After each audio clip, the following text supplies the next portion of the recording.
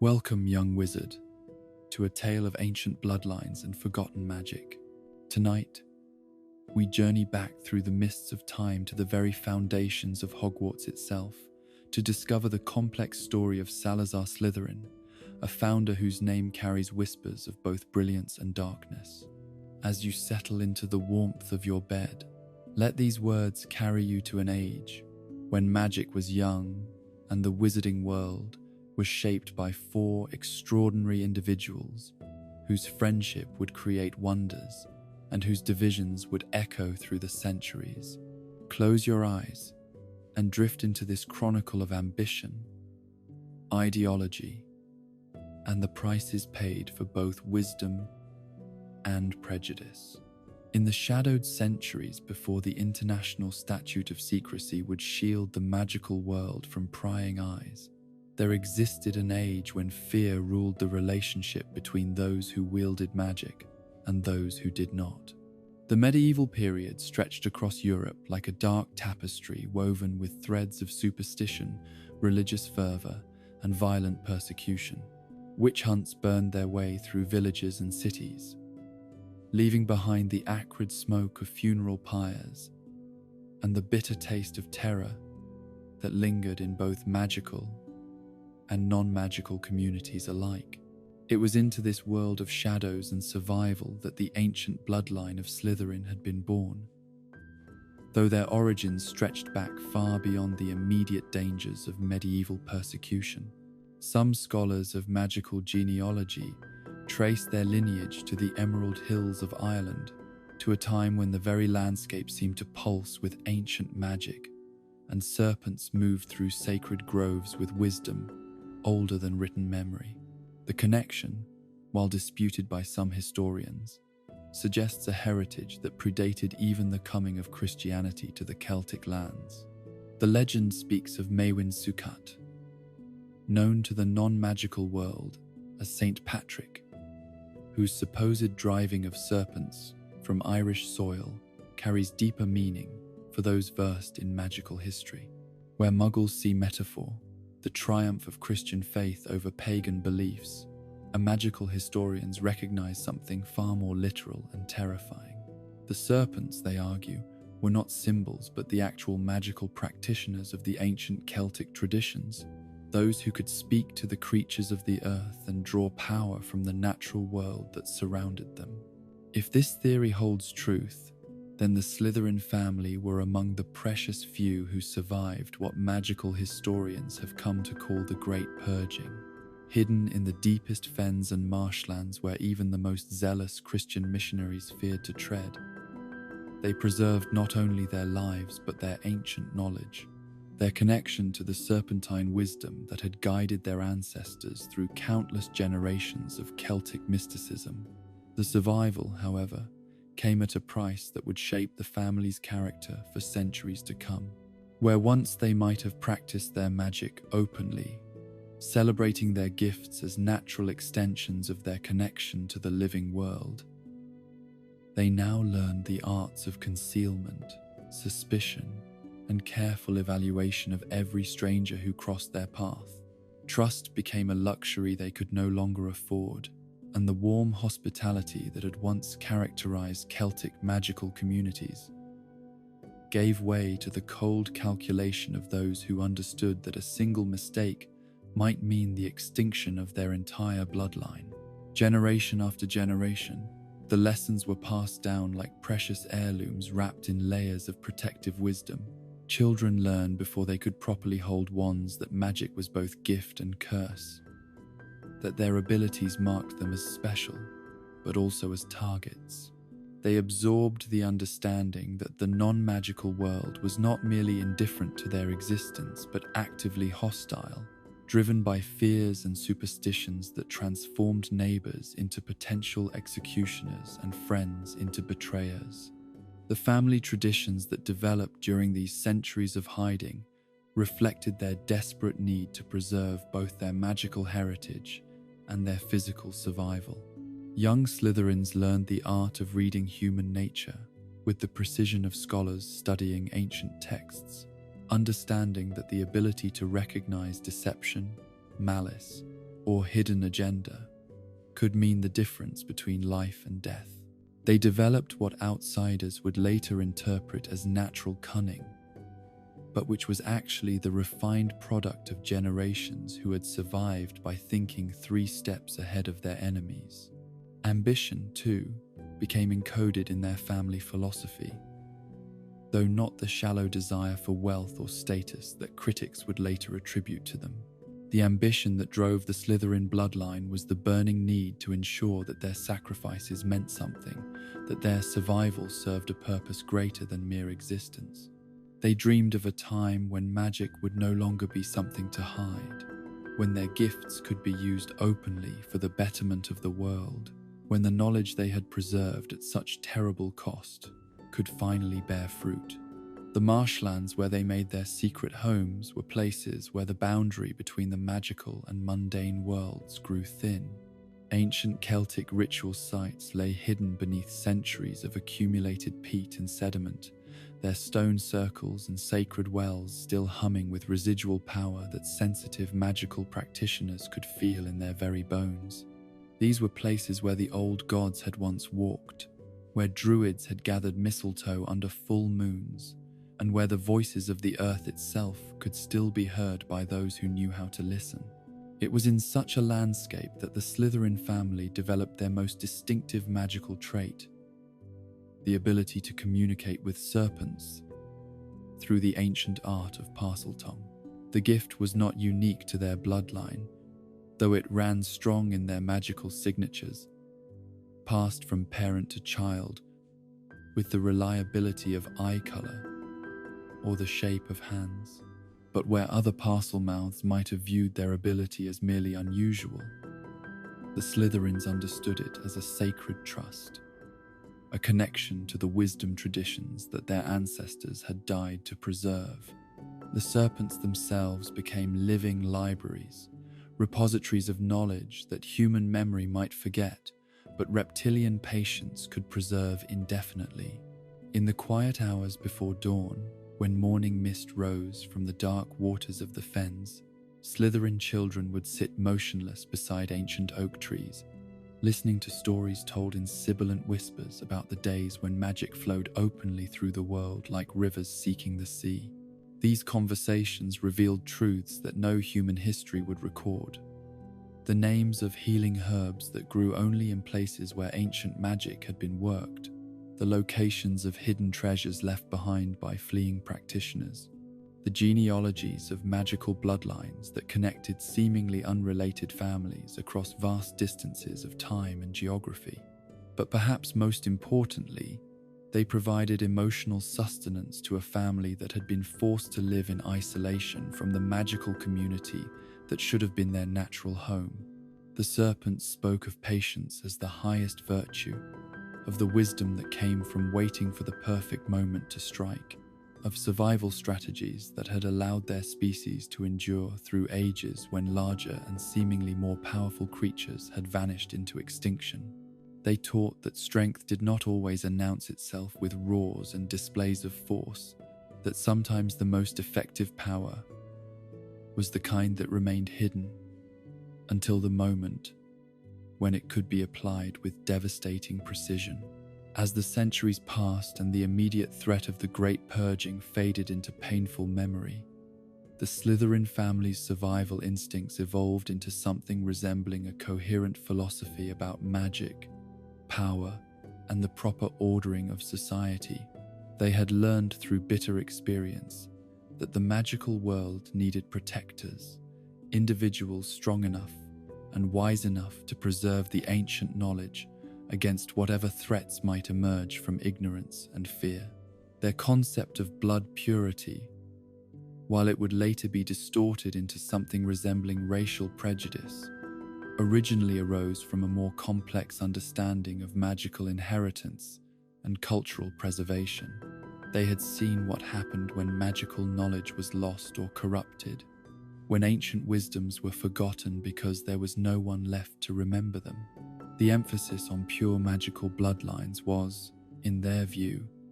a necessary safeguard against the dilution of capabilities that had already cost the magical world so dearly. The isolation imposed by their circumstances had another effect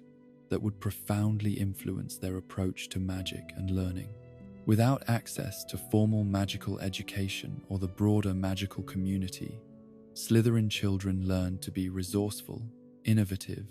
and self-reliant in ways that their more socially connected contemporaries might never need to develop.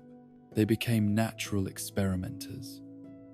willing to push the boundaries of conventional magical practice because they had never learned what those boundaries were supposed to be. This willingness to explore forbidden or dangerous forms of magic was not born from malice or a desire to cause harm, but from the practical understanding that survival sometimes required tools that more sheltered practitioners might find morally questionable. The dark arts, in their view, was simply another branch of magical knowledge, no more inherently evil than herbology or transfiguration, but requiring greater wisdom and stronger character to use responsibly. Their studies in what would later be classified as dark magic were approached with the same methodical precision that they applied to every aspect of their hidden existence. Each spell was analyzed not just for its immediate effects, but for its long-term consequences, its potential applications in both offense and defense, and its place within the broader framework of magical theory that they were constructing through generations of careful observation and experimentation. The family's understanding of the unforgivable curses, in particular, was shaped by their history of persecution and their intimate knowledge of what human beings were capable of doing to one another when driven by fear and hatred. They saw these spells not as tools of oppression but as necessary equalizers, ways for magical practitioners to defend themselves against overwhelming numbers or superior physical force. The moral questions that would later surround these curses seemed less relevant to people who had watched their friends and relatives burn on pyres lit by those who preached love and forgiveness. By the time the first millennium of the Common Era was drawing to a close, the Slytherin family had evolved into something unique within the hidden magical community of the British Isles. They were scholars of forgotten lore, masters of survival in a hostile world, and keepers of traditions that connected them to the deepest roots of magical practice. But they were also increasingly isolated, their very strengths setting them apart from magical practitioners who had not been forced to pay the same prices for their knowledge and abilities. The stage was set for the birth of a child who would embody all of these accumulated traditions, inherited wisdom, and carefully preserved magical capabilities. The ancient bloodline had survived its greatest trials and preserved its most precious gifts. Now it remained to be seen what use would be made of that inheritance, and whether the lessons learned through centuries of hiding and struggle would prove to be blessings or curses for the wider magical world. The Fens waited in their timeless patience, the serpents coiled in their ancient wisdom, and destiny prepared to write the next chapter in a story that had already been unfolding for far longer than most historians would ever realize. The child who would become known as Salazar Slytherin was about to be born into a legacy that would demand everything he possessed, and more than any single wizard should be asked to bear. In the deepest reaches of the Fenlands,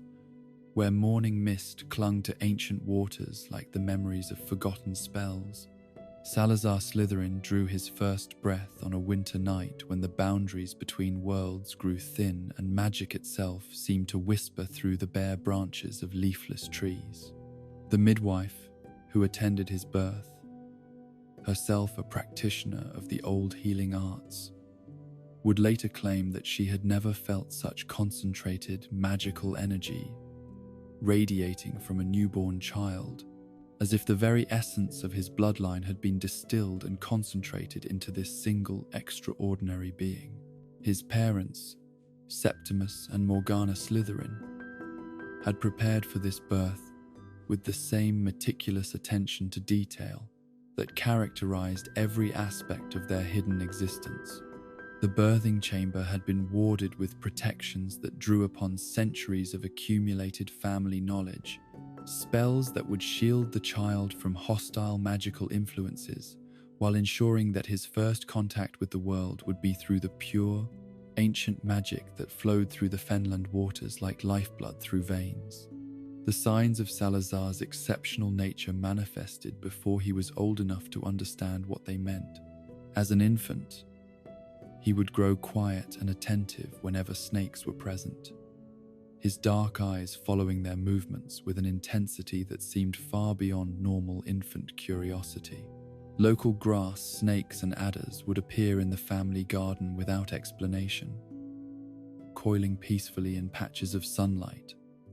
as if drawn by some invisible summons that only they could perceive. His first word, spoken at an age when most children were still babbling incoherently, was not mama or dada, but a sound that his parents recognized with mixture of pride and trepidation as a greeting in the ancient tongue of serpents. The realization that their son possessed Parseltongue ability was both thrilling and sobering, confirming their hopes for his magical potential, while also marking him as someone who would carry burdens that few wizards ever faced. The fenlands where young Salazar spent his earliest years were a world unto themselves. Vast stretches of marshland and shallow lakes that extended to horizons, shrouded in perpetual mist. Ancient willow trees grew in twisted profusion along the waterways, their gnarled roots extending deep into soil that had been saturated with magical energy for countless generations. Here, in the spaces between land and water, between earth and sky, the natural magic of the British Isles concentrated itself with particular intensity.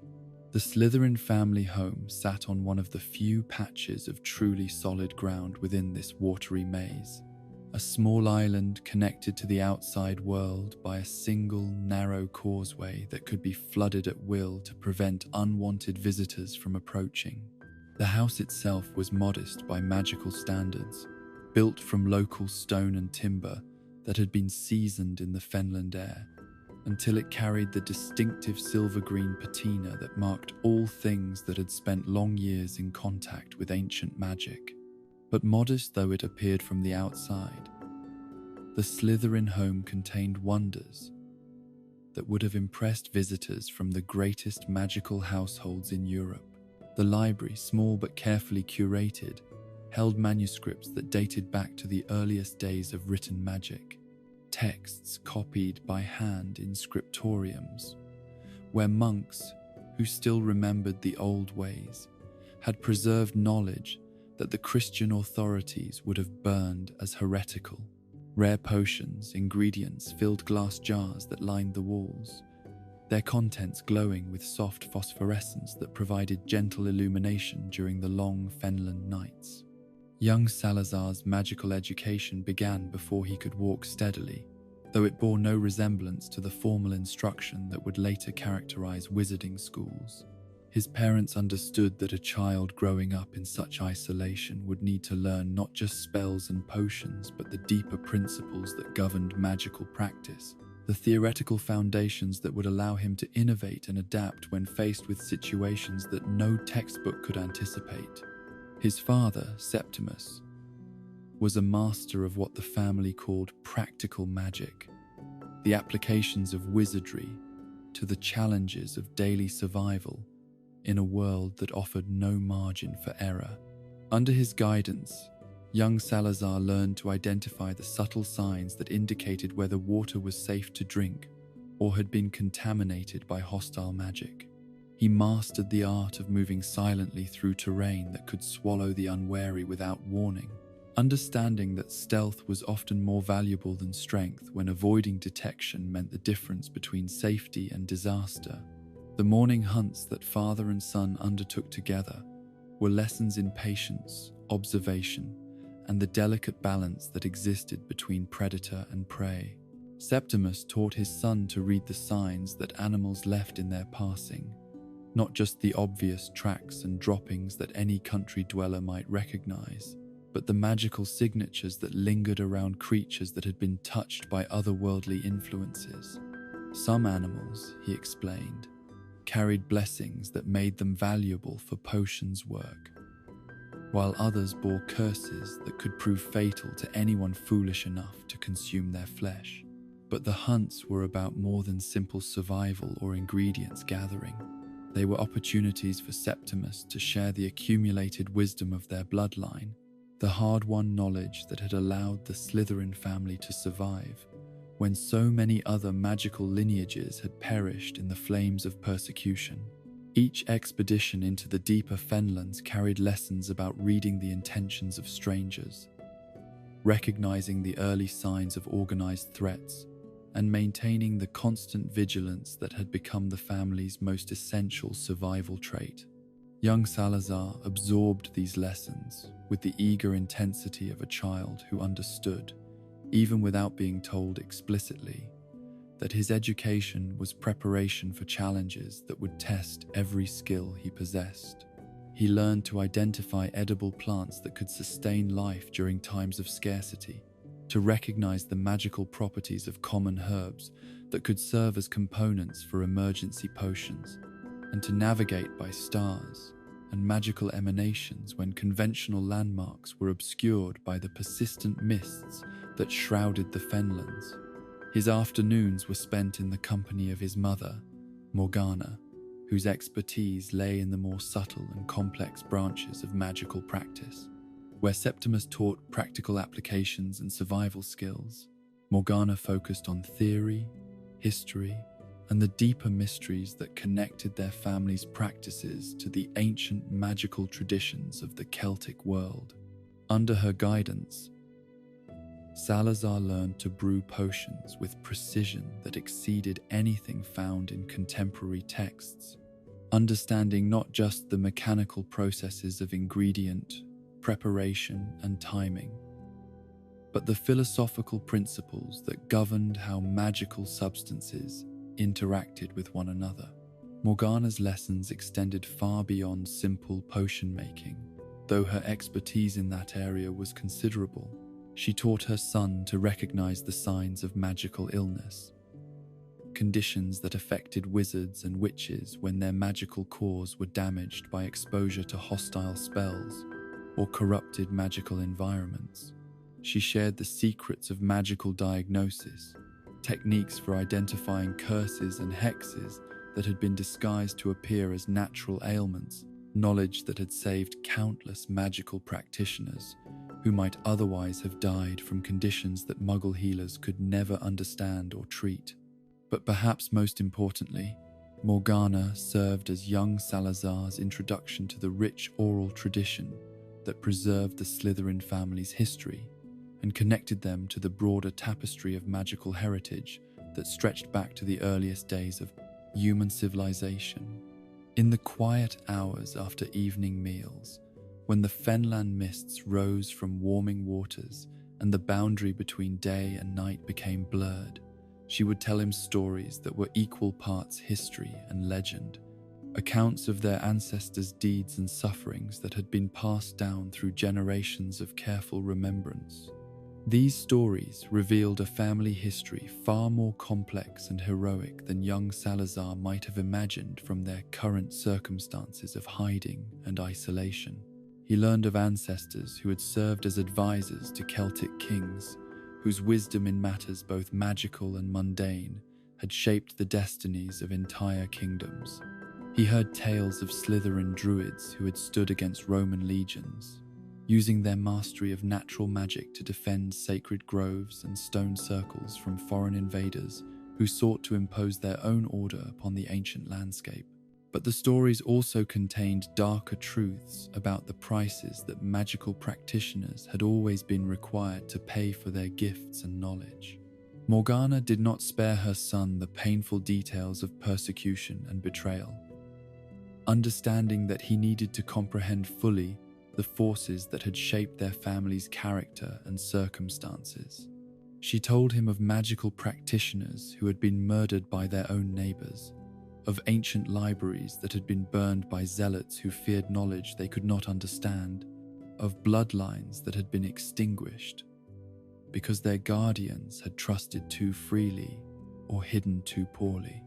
Through these tales, young Salazar began to understand that his family's emphasis on blood purity was not mere prejudice, but a hard-won understanding of what happened when magical knowledge was diluted or lost. Every magical practitioner who died without passing on their learning represented a tragedy that went far beyond personal loss, a break in the chain of accumulated wisdom that had been forged over countless generations of study and sacrifice. The preservation of pure magical bloodlines was, in his family's view, a sacred responsibility that they owed not just to their ancestors but to future generations who would inherit whatever remained of the magical world. Yet, despite the weight of history and responsibility that his parents' lessons placed upon his young shoulders, Salazar's childhood was not without moments of genuine joy and wonder. The Fenlands themselves provided endless opportunities for exploration and discovery. Hidden corners where ancient magic had pooled like water in natural depressions, creating environments where impossible things became commonplace, and the laws of ordinary reality seemed more like gentle suggestions than absolute commandments. It was during these solitary explorations that young Salazar first encountered the creatures that would become his closest companions and most trusted advisors, the serpents that inhabited the deeper reaches of the Fenlands in the Quayand, numbers and varieties that would have astonished naturalists from more conventional environments. Here, in the spaces where land and water merged and separated according to rhythms that owed more to magic than to tide or season, snakes thrived in extraordinary diversity and abundance. The first serpent to speak to him was an ancient grass snake, whose scales carried the distinctive silver-green patina that marked all creatures that had spent long years in contact with pure magical energy. She approached him one afternoon as he sat beside a pool where water lilies bloomed in colors that existed nowhere else in the natural world,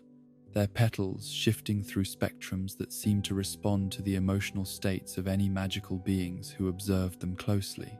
The conversation that followed was conducted in whispers and sibilant sounds that would have been incomprehensible to any observer who lacked the gift of Parseltongue. But to young Salazar, it was as clear and natural as speaking with any human companion. The ancient snake introduced herself as a keeper of the old knowledge, one of many serpents, who served as living repositories for information and wisdom that human memory alone could never preserve with perfect fidelity. She spoke to him of the deep history of the Fenlands, of times when great magical cities had risen from the marshes, only to sink back beneath the waters when their inhabitants grew careless or corrupt. She told him stories of the earliest magical practitioners who had settled in these lands,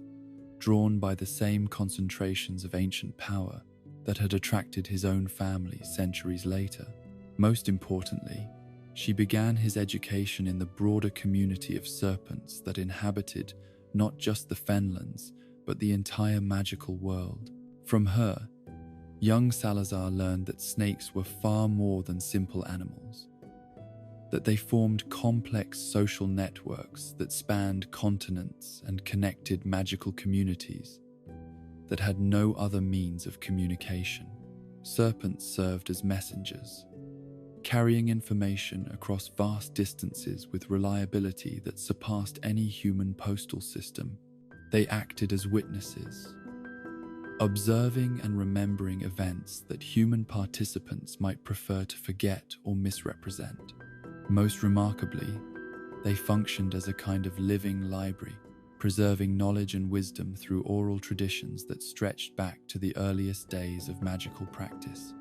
The hours that Salazar spent in conversation with the Fenland serpents became the most treasured part of his childhood, opportunities to learn directly from beings whose perspectives spanned decades or even centuries of accumulated experience. Each snake had its own area of expertise and its own unique perspective on the great questions that had always puzzled magical theorists. Some specialized in the properties of magical plants, sharing knowledge about rare herbs and their applications that had never been written down in any human text. Others were experts in magical creature behavior, able to predict the movements and intentions of dangerous beings with accuracy that could save lives. But perhaps the most valuable lessons came from serpents who had served as companions to magical practitioners throughout history, witnesses to the rise and fall of great wizards and witches whose names had passed into legend or been forgotten entirely, depending upon the choices they had made and the legacy they had left behind. These ancient creatures shared stories that revealed the human costs of magical power, the personal prices that had been paid by individuals who sought to push the boundaries of what magic could accomplish. Through these conversations, young Salazar began to develop his own understanding of what it meant to be a magical practitioner in a world where such gifts came with both extraordinary opportunities and terrible responsibilities. He learned that power without wisdom was inevitably destructive, that knowledge without character led to corruption, and that the greatest magical achievements were often purchased with sacrifices that few people would willingly make. The serpents also shared practical knowledge that supplemented his parents' more formal instruction, teaching him techniques for magical concealment that went beyond simple disillusionment charms to encompass entire approaches to living invisibly within hostile environments. They showed him how to read the magical signatures that all living beings carried, subtle emanations that could reveal intentions, emotional states, and even genetic heritage to those who knew how to interpret them correctly. Under their guidance, he learned to identify the signs of magical talent in creatures and people who might not themselves be aware of their abilities, understanding that the gift of magic often manifested in subtle ways that formal education systems had never learned to recognize or nurture.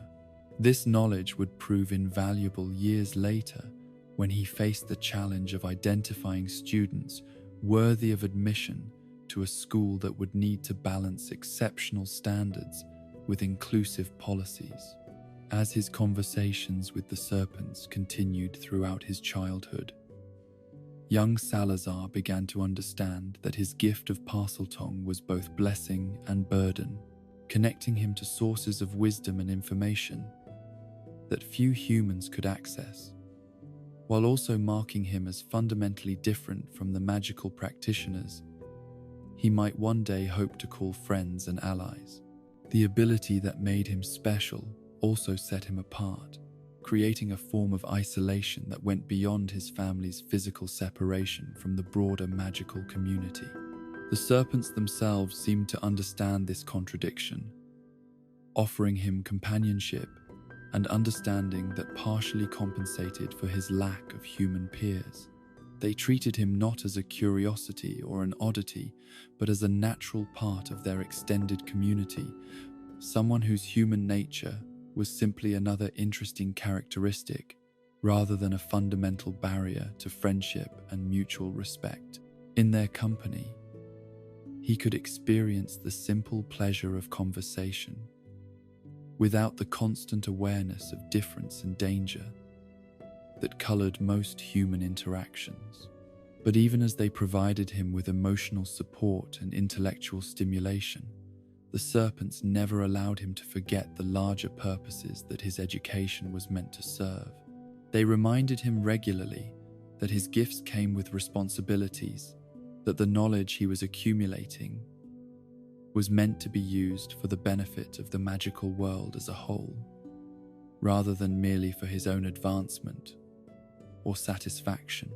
The isolation that characterized his childhood was not an end in itself, but preparation for a destiny that would require him to emerge from the fenlands and engage with the broader challenges facing magical civilization.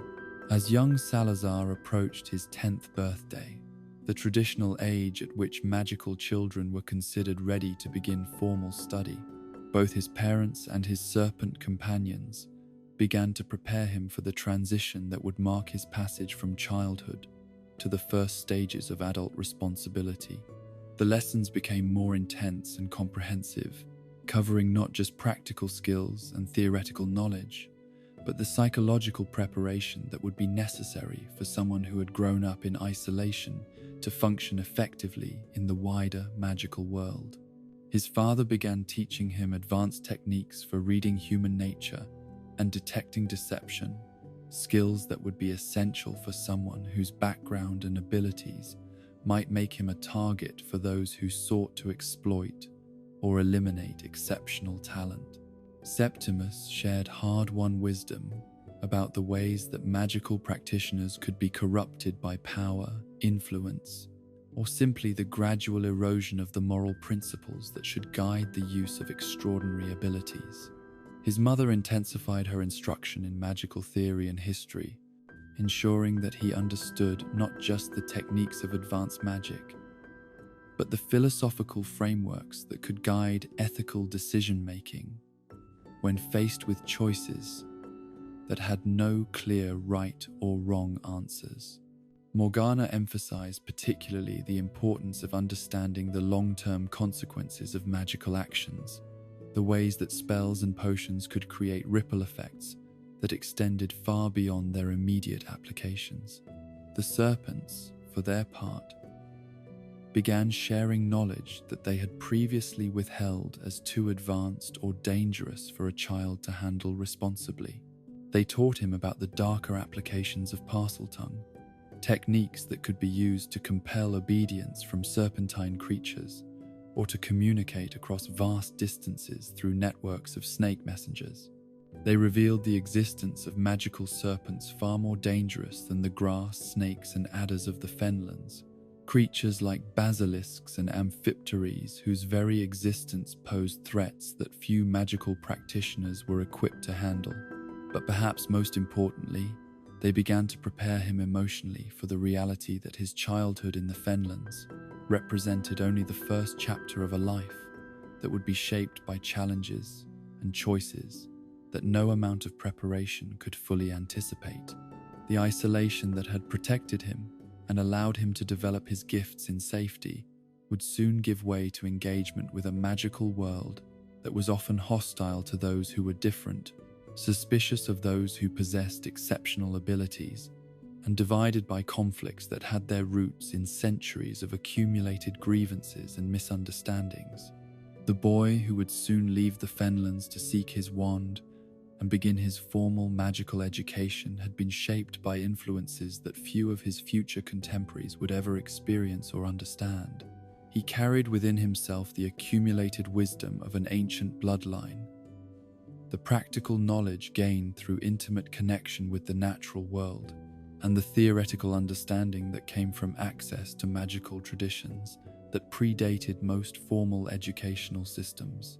But he also carried the weight of expectations and responsibilities that would have crushed a lesser spirit, the understanding that his gifts were not meant for his own benefit alone, but were tools to be used in service of larger purposes that he was only beginning to comprehend. The serpents had made clear that great magical ability came with equally great obligations, that those who possessed exceptional power were morally bound to use it for the protection and advancement of the magical world as a whole. As his 10th birthday approached and the time came to take the first formal step toward adult magical practice, young Salazar Slytherin stood at the threshold between childhood and destiny, between the safety of the known and the challenges of an unknown future. The Fenlands had given him everything they could offer, preparing him as thoroughly as any environment could for the trials that lay ahead. Now it remained to be seen whether their gifts would prove sufficient for the tests that awaited him in the wider world. The dawn of Salazar's 10th birthday arrived, shrouded in the silver mists that perpetually cloaked the Fenlands. But beneath the familiar grey veil, the air itself seemed to hum with anticipation and possibility. In the magical communities of medieval Britain, the 10th year marked a sacred threshold, the moment when a child's innate magical abilities were considered mature enough to be channeled through the focused conduit of a properly crafted wand. For most young witches and wizards, This milestone meant a journey to established wand makers in the growing magical settlements, craftsmen who had learned their trade through apprenticeship and tradition. But Salazar Slytherin was not destined for conventional paths, and his parents had long known that their extraordinary son would require approaches to magical education that went far beyond what established traditions could provide. The boy who could speak to serpents with the fluency of a native tongue, who had already demonstrated magical abilities that surpassed those of wizards twice his age, deserved tools that matched his exceptional nature.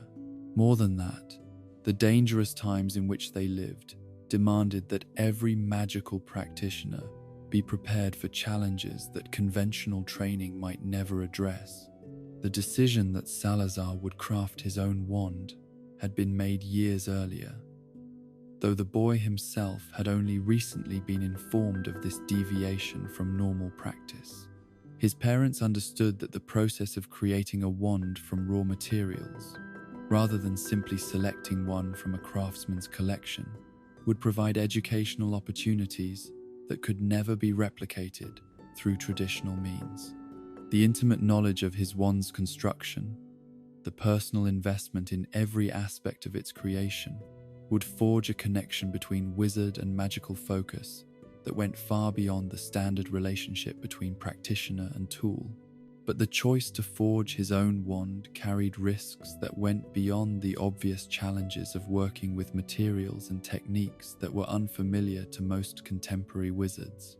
The magical cores that gave wands their power were not merely inert substances waiting to be activated by skilled craftsmanship. They were pieces of living magical creatures, components that retained something of the nature and capabilities of the beings from which they had been taken. Choosing the wrong core, or failing to properly integrate it with suitable wood, could result in a wand that was not merely ineffective but actively hostile to its supposed master. The serpents of the Fenlands had been preparing young Salazar for this challenge throughout his childhood, though their lessons had often taken the form of stories and riddles that only now revealed their true purpose. They had spoken frequently of the ancient creature they called the King of Serpents, a being of such power and majesty that even the oldest snakes spoke of it with reverence that bordered on worship. This creature, they explained, had been no natural product of evolution or magical breeding, but the deliberate creation of a wizard whose mastery of serpentine magic had allowed him to bring into existence something that surpassed anything nature had ever produced. The stories told of Herpo the Foul, a dark wizard of ancient Greece, whose experiments with magical creature creation had pushed the boundaries of what was considered possible or ethical. Where other wizards had contented themselves with breeding existing creatures or enhancing natural abilities through magical intervention, Herpo had sought to create entirely new forms of life, beings that combined the most dangerous aspects of multiple species into unified wholes that were far more threatening than the sum of their parts. His greatest achievement, the serpents whispered in their sibilant voices, had been the basilisk, a creature born from the unholy union of serpent and fowl, created through rituals that violated the natural order, so fundamentally that the very process of their creation was considered an abomination by many magical theorists. The basilisk that Herpo had brought into existence was no mere oversized snake, but a being whose very gaze carried death, whose venom was so potent that it could kill with the merest scratch, whose presence was so fundamentally wrong that spiders fled in terror and roosters died from fear alone. But the most remarkable aspect of Herpo's creation was its longevity. Where normal magical creatures lived according to the natural spans of their species, the basilisk had been imbued with life force that allowed it to survive for centuries, growing ever larger and more powerful as the decades passed. The creature that the Fenland serpents remembered from their ancestral memories was a being of truly tremendous size and capability, a monster that had ruled the deeper marshes like an emperor holding court over subjects who worshipped it as much from awe as from terror. The basilisk's death, when it finally came, had not been the result of age or natural causes, but of a battle with human wizards who had recognized the threat it represented to both magical and non-magical communities. The creature's final resting place had become something of a shrine to the serpent community, a location visited by pilgrimage snakes who came to pay their respects to the greatest of their kind and to absorb whatever residual magical energy still lingered around its remains. It was to this sacred site that young Salazar would need to journey if he hoped to claim the core for his wand, understanding that the horn of such a creature would provide power that exceeded anything available through conventional sources. But the journey itself would serve as the first real test of his magical abilities and his worthiness to inherit the legacy of his bloodline. The path to the basilisk's resting place was guarded not by spells or physical barriers, but by challenges that would test his understanding of serpentine magic and his commitment to the principles that had guided his family through centuries of survival and struggle. The preparation for this quest began weeks before his actual departure, as his parents shared knowledge and techniques that they had previously considered too advanced for his young mind to handle safely. His father taught him advanced concealment charms that would hide his presence from hostile magical creatures, methods of magical navigation that would allow him to find his way through terrain where normal landmarks were unreliable or deliberately deceptive, and emergency procedures for dealing with situations where retreat was impossible and direct confrontation was the only option for survival. His mother focused on the theoretical knowledge that would be essential for the successful completion of his quest, sharing information about basilisk anatomy and magical properties that few contemporary wizards possessed. She explained the process by which the creature's horn could be safely removed and prepared for use as a wand core, techniques that required precise timing and careful handling to avoid destroying the very properties that made it valuable. More importantly,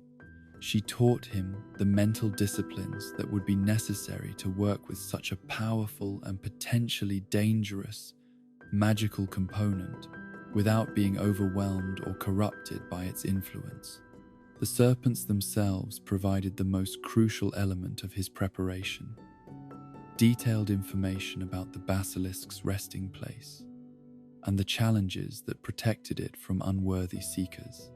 They revealed that the site was hidden deep within the most dangerous regions of the Fenlands, areas where the concentration of ancient magic had created environmental conditions that were hostile to most forms of life. The very air in these places was thick with magical energy that could be toxic to wizards who lacked sufficient natural resistance, while the water contained dissolved minerals that could cause hallucinations or temporary madness in those foolish enough to drink from contaminated sources. But the physical dangers of the location were less significant than the spiritual tests that awaited anyone who sought to claim a piece of the ancient basilisk. The creature's death had not ended its influence over the surrounding area, but had transformed it into something resembling a magical guardian that could evaluate the worthiness of those who approached its remains. Only those who demonstrated proper understanding of serpentine wisdom, respect for the natural order that the basilisk had represented, and commitment to using its power for purposes worthy of its sacrifice would be permitted to take what they sought. On the morning chosen for his departure, young Salazar rose before dawn and made his final preparations with the methodical care that his parents had taught him to apply to any undertaking that carried significant risks. His traveling pack contained supplies that had been selected not just for their practical utility, but for their magical properties. Items that could serve double duty as both mundane tools and components for emergency spells. His clothing had been woven from fibers that had been treated with protective potions, providing defense against magical attacks while remaining comfortable enough for extended travel through difficult terrain. But perhaps the most important element of his preparation was psychological rather than physical. The boy who set out from the Slytherin family home that morning carried within himself not just the accumulated knowledge and training that his parents and serpent teachers had provided, but a clear understanding of the significance of the task he was undertaking. This was more than a simple quest to obtain a wand core, but the first real test of his readiness to assume the responsibilities that came with his exceptional magical heritage. The journey to the basilisk's resting place took him deeper into the fenlands than he had ever traveled before, through landscapes that seemed to exist in a state of perpetual twilight, where the normal rules of geography and physics held only tentative sway. Here, in the spaces where the ancient magic of the British Isles had pooled and concentrated over countless centuries, reality itself became fluid and responsive to the thoughts and emotions of any magical beings who entered its domain. The path that the serpents had described to him was not a physical route that could be mapped in conventional terms, but a sequence of magical waypoints that could only be navigated by someone who understood the symbolic language through which the fenlands communicated with those sensitive enough to perceive their messages. Each landmark along the way carried multiple layers of meaning, serving simultaneously as geographical reference point, historical monument, and spiritual lesson for those who possessed the wisdom to interpret them correctly. The first major waypoint was a grove of ancient willow trees whose trunks had grown together over the centuries into a living cathedral that provided shelter and sanctuary for magical creatures who needed refuge from the hostile world beyond the fenlands. Here, Salazar paused to rest and to receive the blessings of the tree spirits who had watched over the marshes since before human memory began. The willows whispered to him in voices that carried the accumulated wisdom of millennia, sharing insights about the nature of sacrifice and the proper relationship between power and responsibility that would guide his understanding of the quest he had undertaken. The second waypoint was a pool of water, so perfectly still that it served as a mirror, reflecting not just the physical forms of those who looked into its depths, but their true natures and deepest motivations. The serpents had warned him that this pool was both gift and test, offering glimpses of possible futures while demanding absolute honesty about the purposes for which he sought the power that the basilisk's horn would provide. Salazar gazed into the dark water and saw himself as he might become, a figure of tremendous magical capability whose choices would shape the destiny of countless others, but whose power carried the constant risk of corruption, if not guided by wisdom and moral clarity. The third waypoint was a circle of standing stones that predated human settlement of the fenlands by thousands of years. Monuments erected by beings whose nature and purposes remained mysterious, even to the oldest magical practitioners. The stones hummed with energy that seemed to resonate with something deep within Salazar's magical core, recognizing him as someone who carried the bloodline and training necessary to approach the basilisk's resting place without being destroyed by its residual power. As he drew closer to his destination, the very environment around him began to change in ways that reflected the awesome nature of the creature that had once ruled these marshes. The normal sounds of fenland wildlife, the calls of waterbirds, the splash of fish jumping, the rustle of wind through reed beds, gradually faded into silence so complete that it seemed to press against his eardrums like a physical weight. The mist that had provided familiar concealment throughout his journey grew thicker and more luminous, shot through with colors that existed nowhere else in the natural world. The basilisk's resting place, when he finally reached it,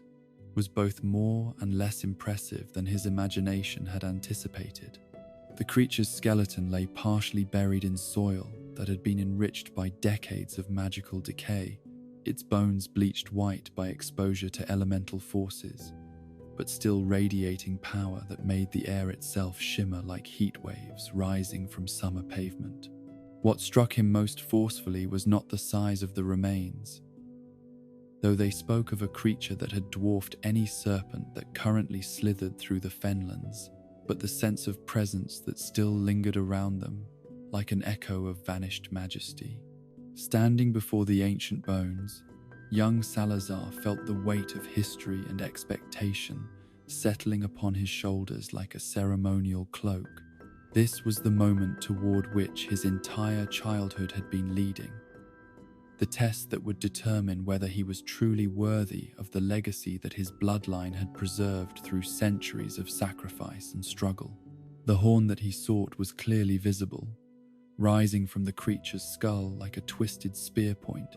that seemed to bend light around itself in patterns that hurt to observe directly. But claiming the horn would require more than simple physical action. The basilisk's remains were protected by magical emanations that would destroy anyone who approached with improper motives or insufficient respect for what the creature had represented.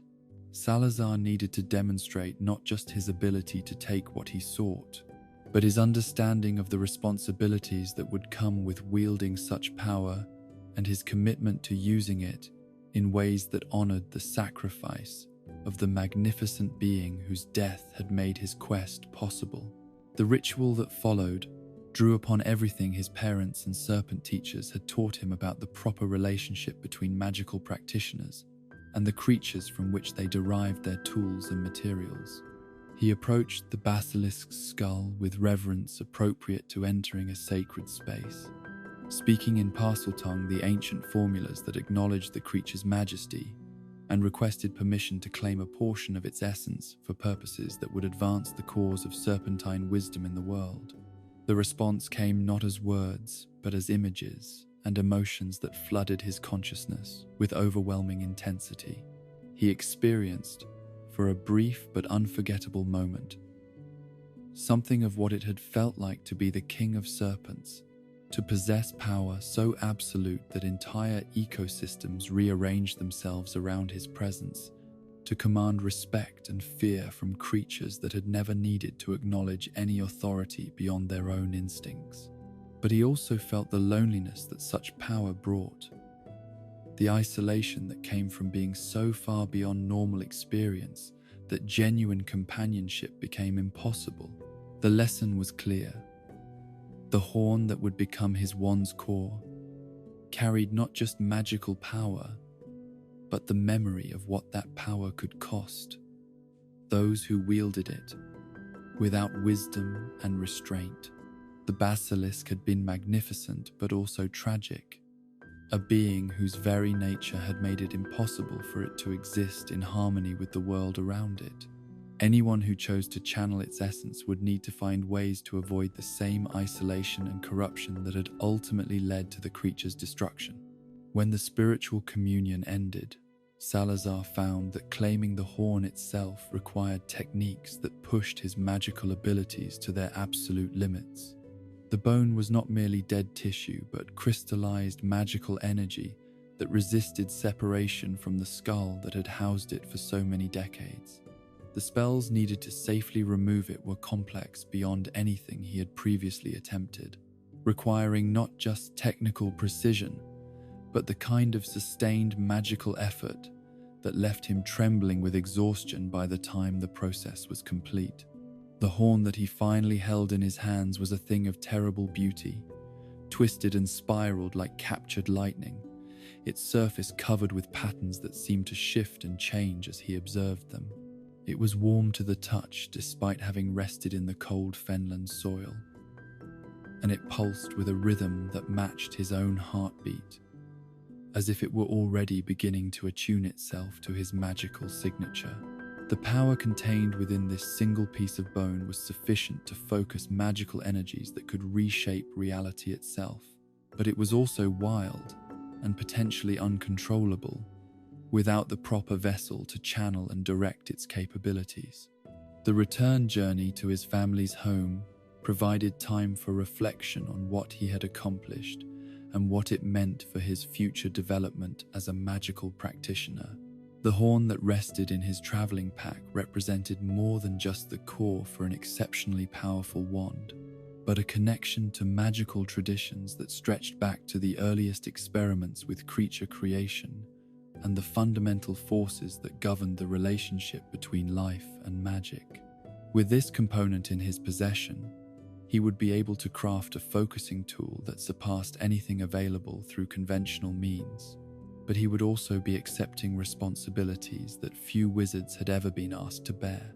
The actual construction of the wand began immediately upon his return, though the process would require weeks of careful work under his parents' supervision. The selection of appropriate wood for the wand's shaft was almost as crucial as the acquisition of its magical core, since different types of timber would interact with the basilisk horn in ways that could either enhance or diminish its natural properties. The serpents recommended snakewood, a timber whose natural grain patterns resembled the scales of their kind,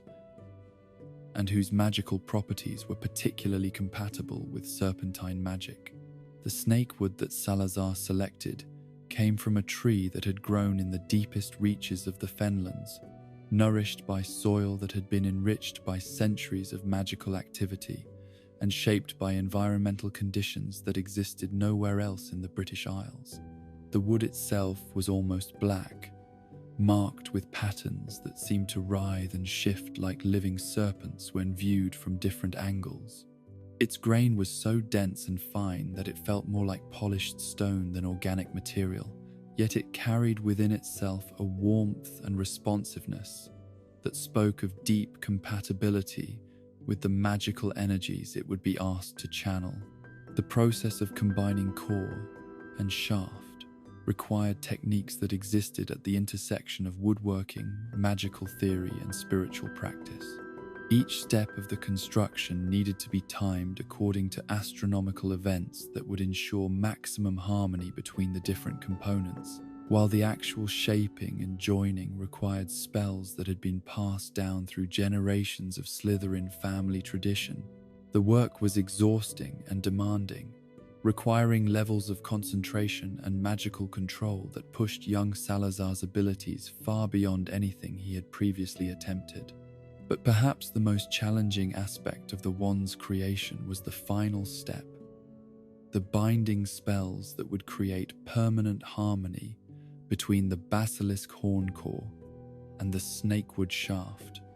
while also establishing the wand's responsiveness to its creator's commands.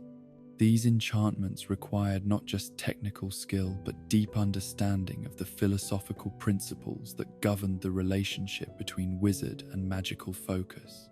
The wand needed to be more than a mere tool, but an extension of its master's will and magical nature, responsive to thoughts and intentions that might never be spoken aloud.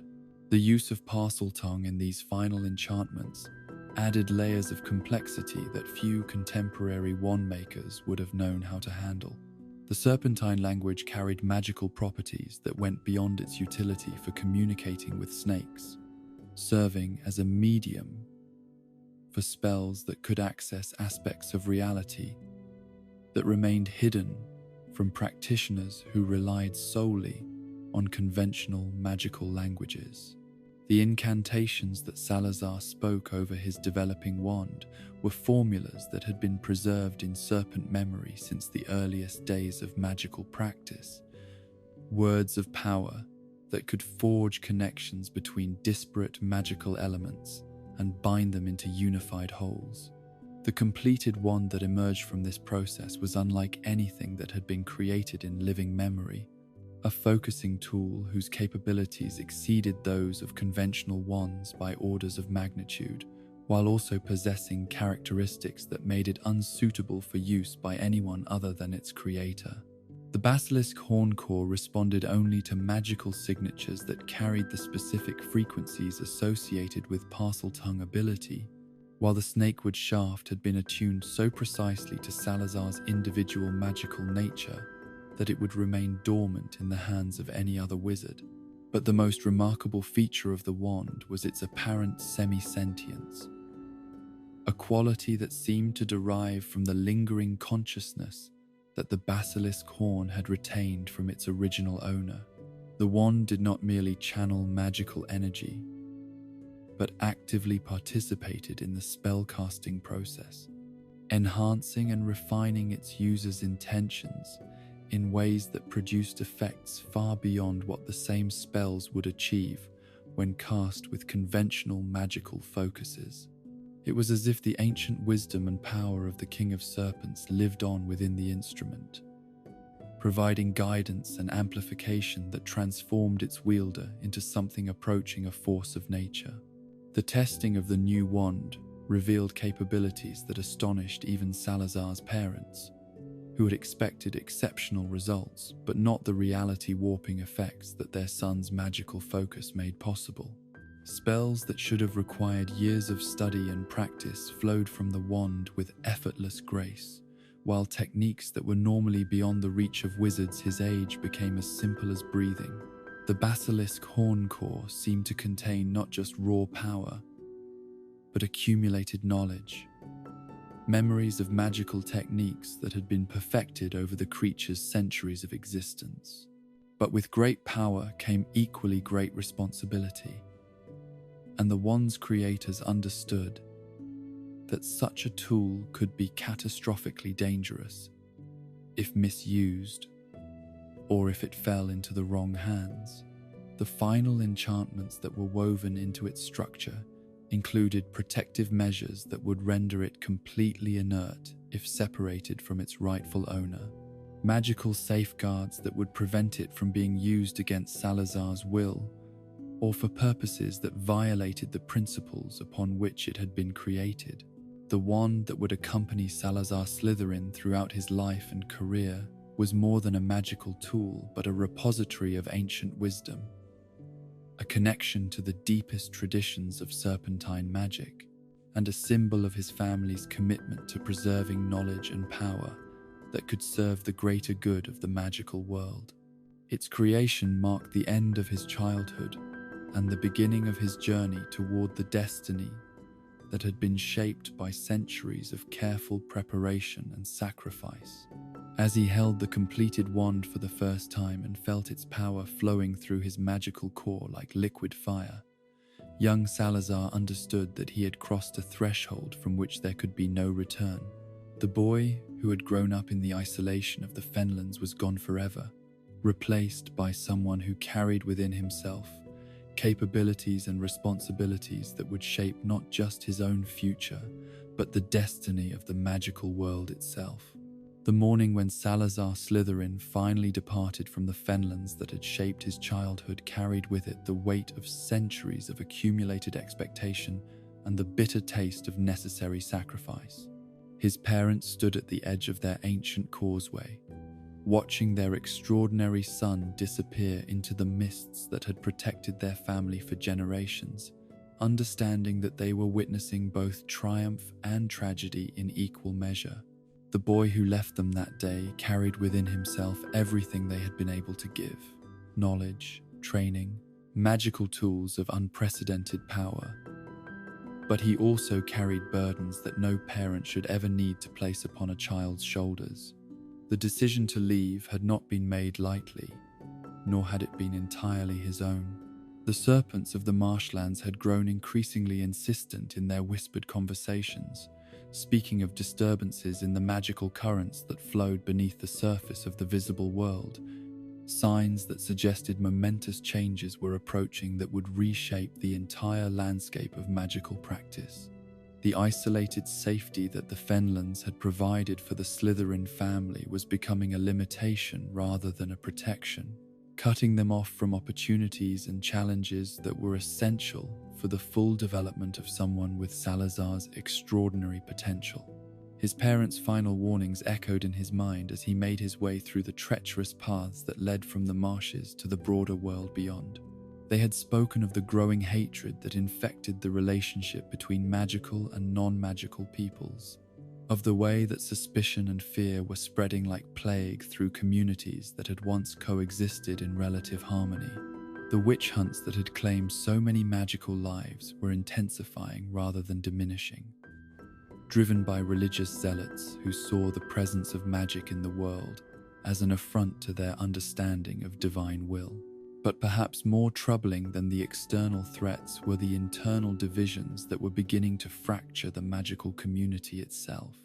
The stress of constant persecution was creating rifts between different groups of magical practitioners,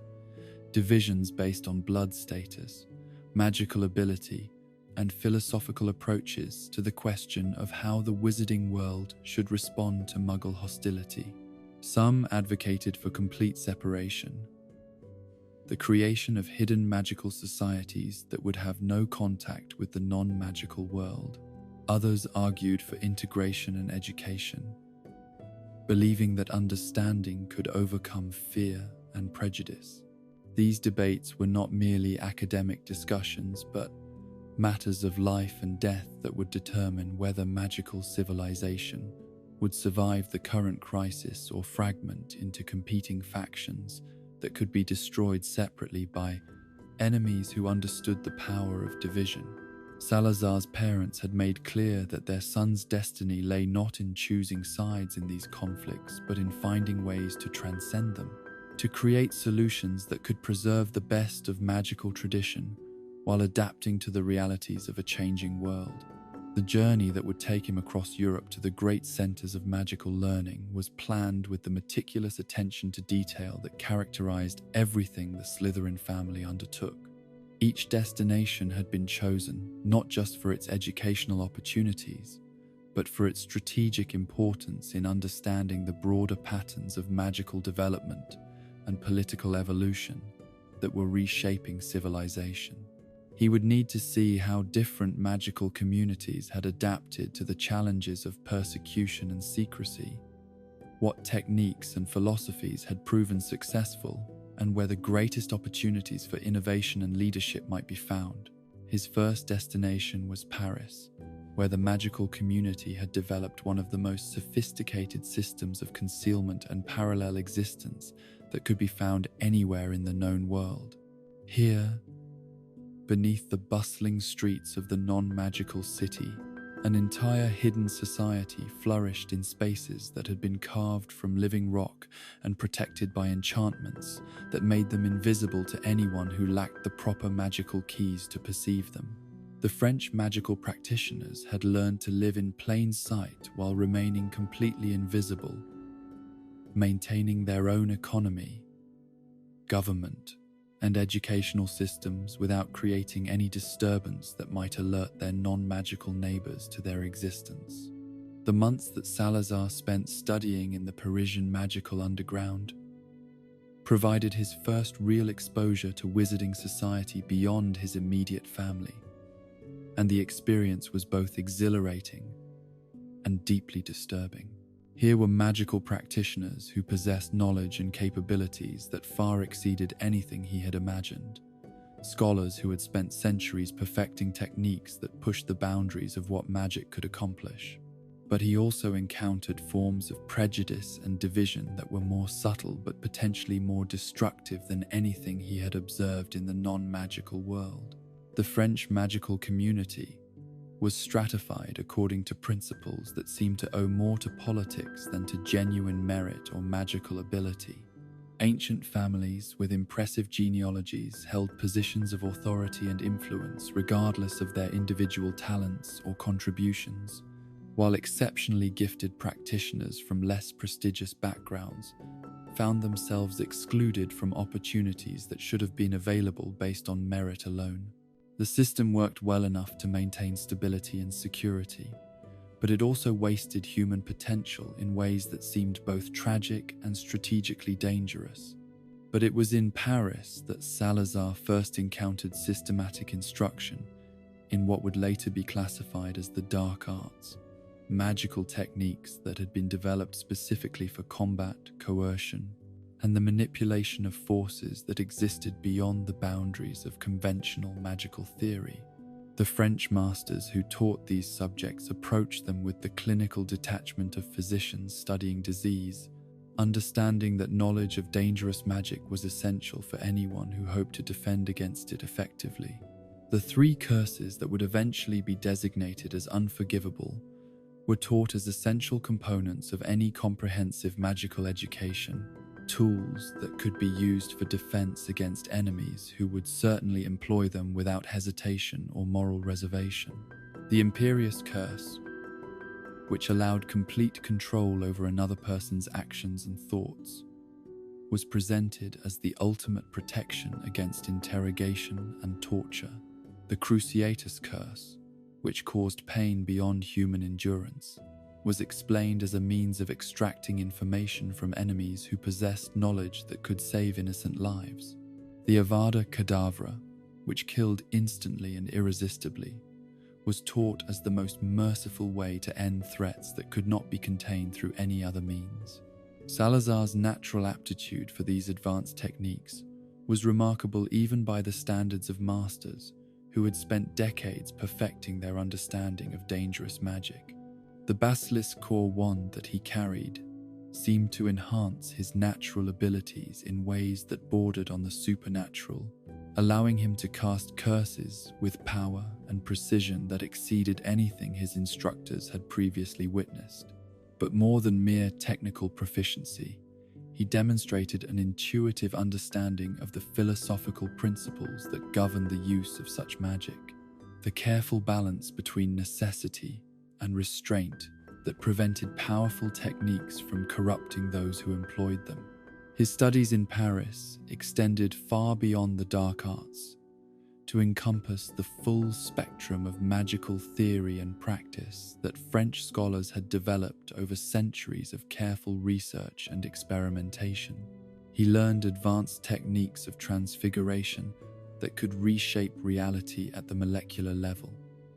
potions work that could alter consciousness and physical form in ways that seemed to violate natural law, and charms so subtle and sophisticated that they could influence thoughts and emotions without their targets ever becoming aware of the manipulation. But perhaps the most valuable education he received in Paris was in the art of reading human nature and understanding the complex motivations that drove individuals and societies toward particular choices and behaviors. The French magical community was a laboratory for studying how people responded to stress, how power corrupted even well-intentioned individuals, and how fear could be manipulated to serve the interests of those who understood its mechanisms. These lessons would prove invaluable throughout his later career, providing insights that no amount of magical power could replace. From Paris, his journey took him south to Cordoba, where the Islamic magical traditions had created approaches to mystical practice that differed fundamentally from the techniques he had learned in Christian Europe. Here, in the libraries and academies of Al-Andalus, he encountered magical philosophies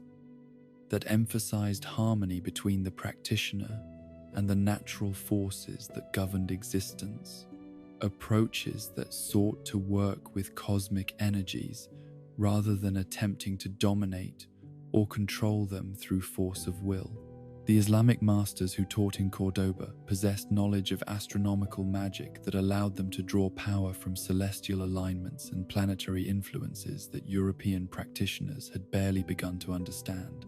Their mathematical approaches to spell construction produced effects of extraordinary precision and elegance, while their alchemical techniques could create substances that seemed to exist at the intersection of matter and pure energy. Most remarkably, their healing arts could address magical ailments that European practitioners considered incurable, using methods that treated the spiritual causes of illness rather than merely addressing its physical symptoms. But it was their approach to the ethical questions surrounding magical practice that provided Salazar with perspectives that would influence his thinking throughout his later career. The Islamic scholars had developed sophisticated frameworks for evaluating the morality of different magical techniques, philosophical systems that could distinguish between applications of power that served legitimate purposes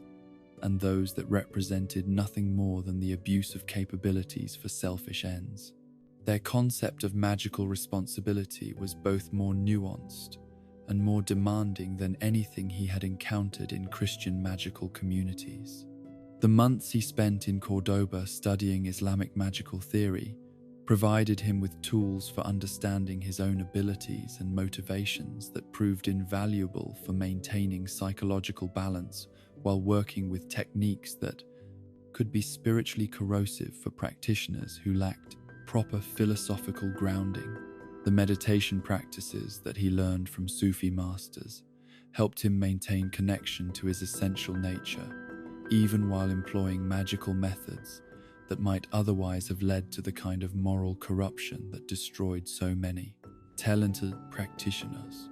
The influence of Islamic magical theory on his understanding of Parseltongue was particularly profound.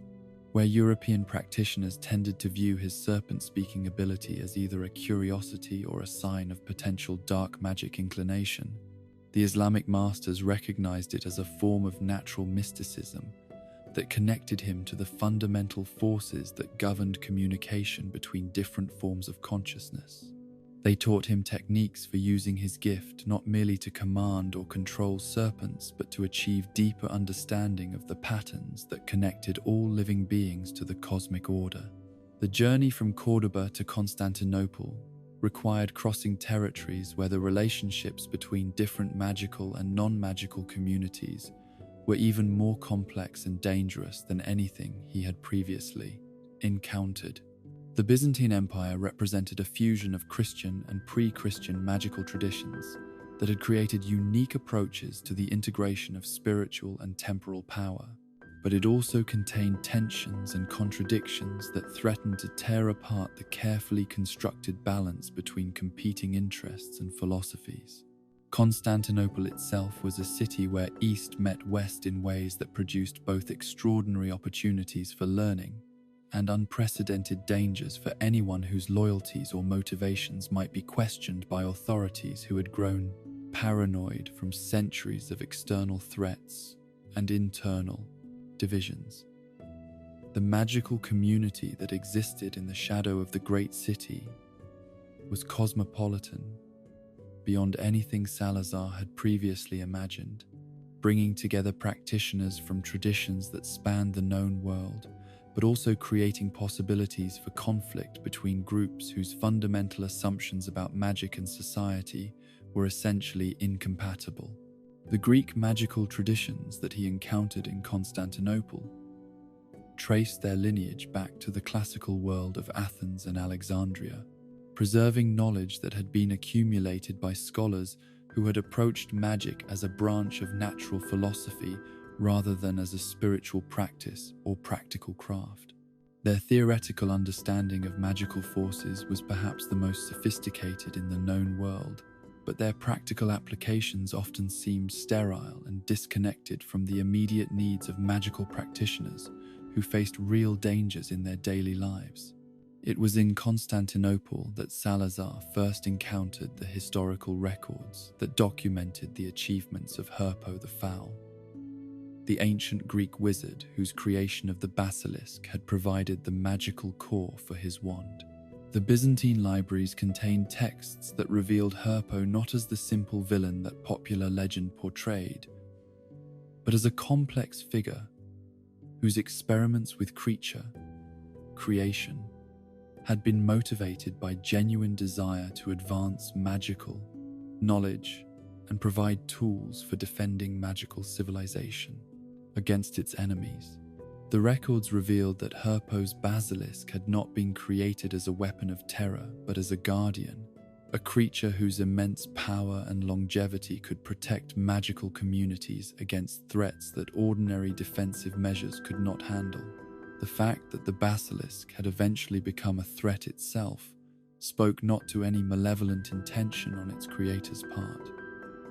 but to the inherent dangers that accompanied any attempt to create beings whose capabilities exceeded those of their makers. These historical insights provided Salazar with a deeper understanding of the responsibilities that came with wielding the kind of power that his wand made possible. The basilisk horn that formed its core carried within itself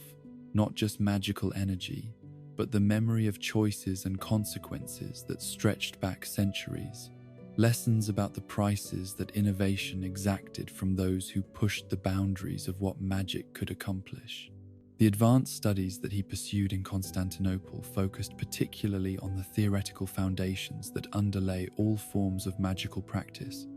the mathematical and philosophical principles that governed how spells worked, and why certain combinations of intent, technique, and natural force produce specific results. This knowledge would prove essential for his later innovations in magical education, providing him with understanding of how magical learning could be systematized and transmitted efficiently to students whose natural abilities and backgrounds varied widely. But perhaps the most important lesson that he learned during his time in the Byzantine capital was about the fragility of magical civilization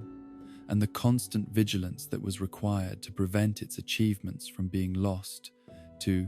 war, persecution, or simple neglect. The great libraries and academies of Constantinople contained knowledge that represented centuries of accumulated wisdom,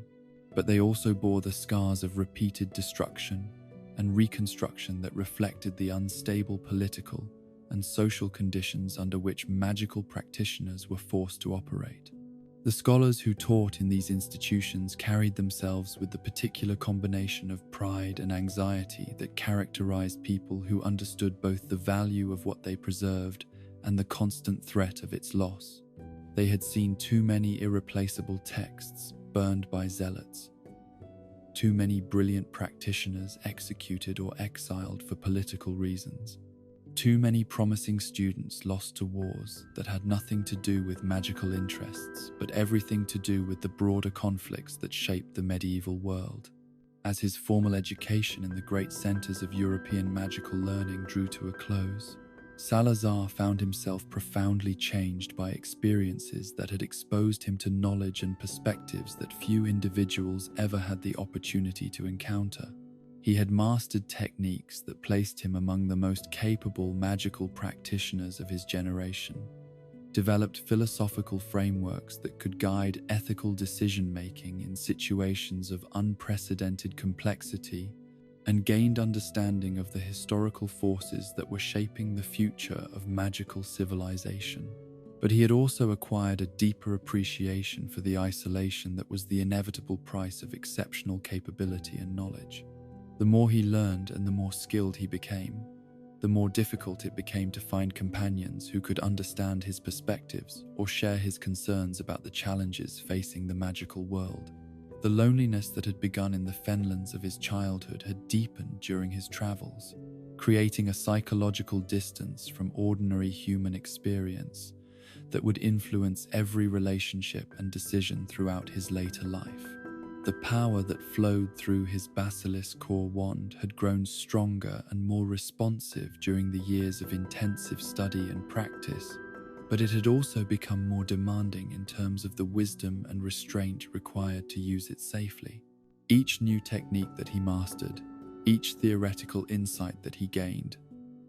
added layers of complexity to the moral calculations that governed when and how such capabilities should be employed. The responsibility was becoming almost overwhelming,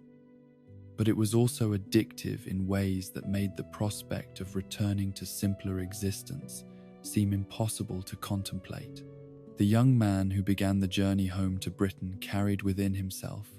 capabilities that exceeded those of wizards who were decades older and vastly more experienced. But he also carried the weight of understanding that such gifts came with obligations that could never be fully satisfied or safely abandoned. The magical world needed protection, guidance, and innovation that could only be provided by individuals who possessed both the ability and the character to use power wisely, but it also feared and resented those who possessed such capabilities. The letters that had reached him during his travels spoke of conditions in Britain that were deteriorating rapidly as witch hunts intensified and magical communities were forced into ever deeper concealment.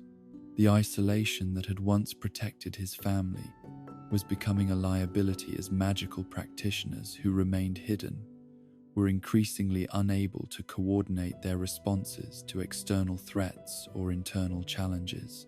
The time was approaching when someone would need to take leadership in creating new forms of organization and education that could preserve magical civilization while adapting to the harsh realities of a hostile world.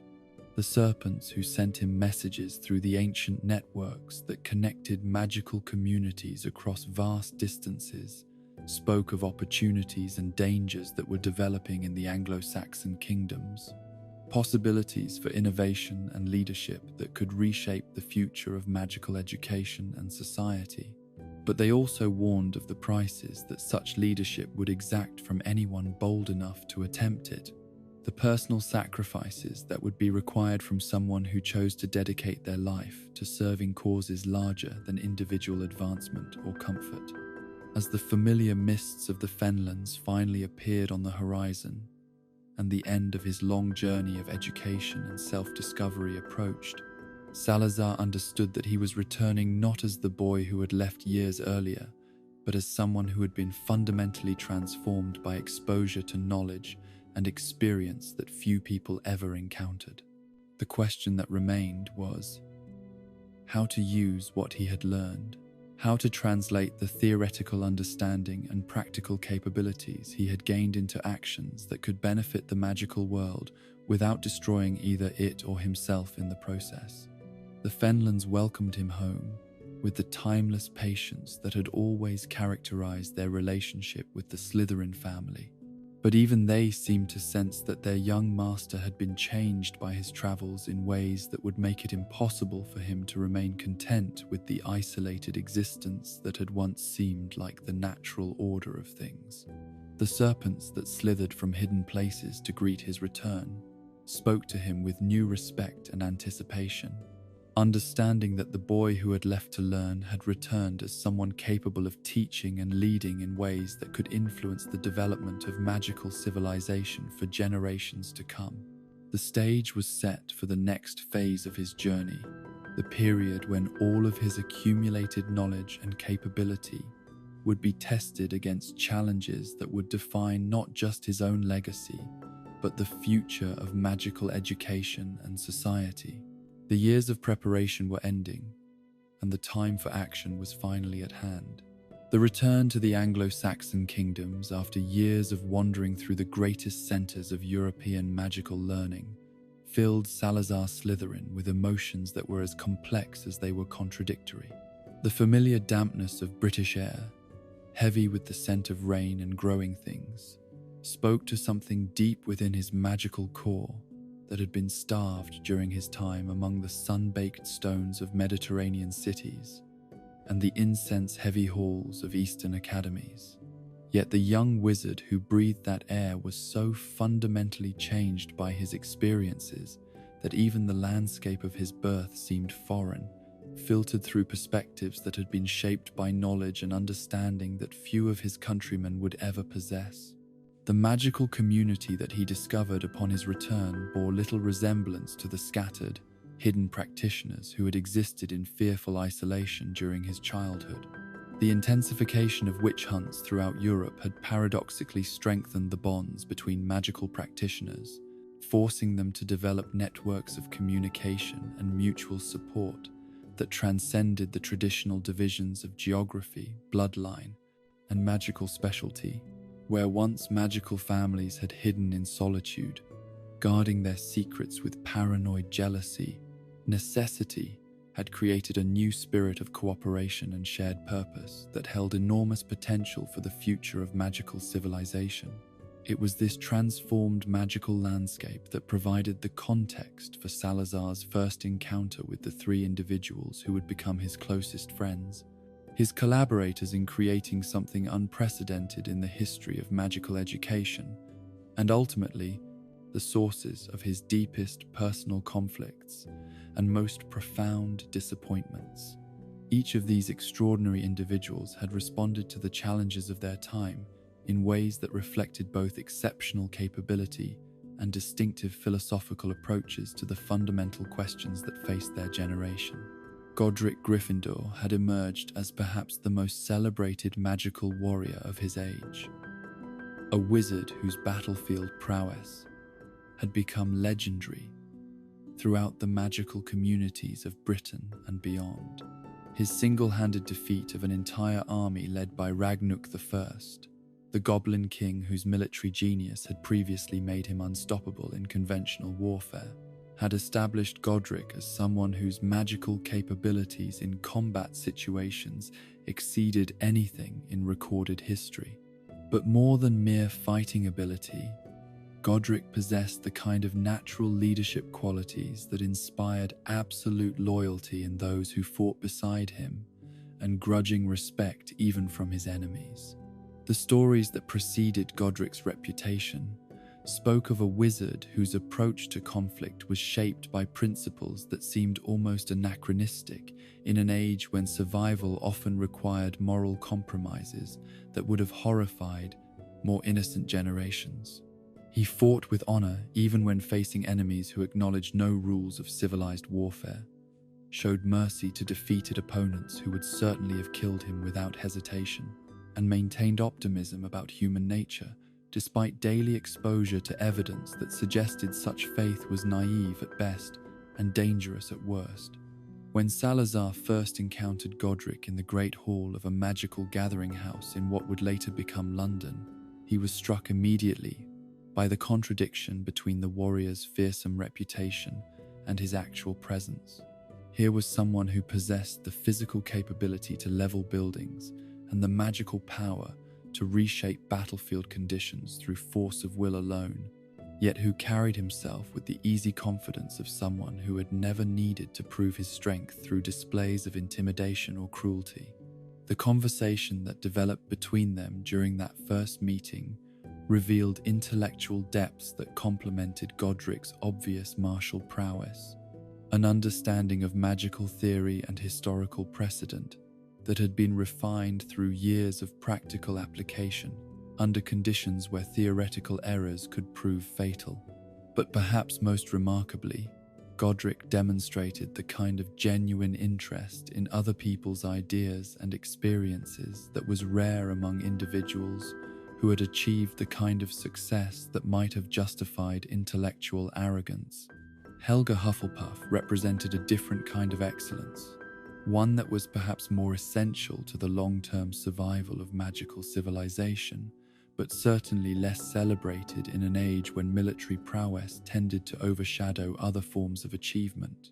Her reputation as the most skilled healer and charm worker in the magical communities of Britain had been earned through decades of service to anyone who needed her help,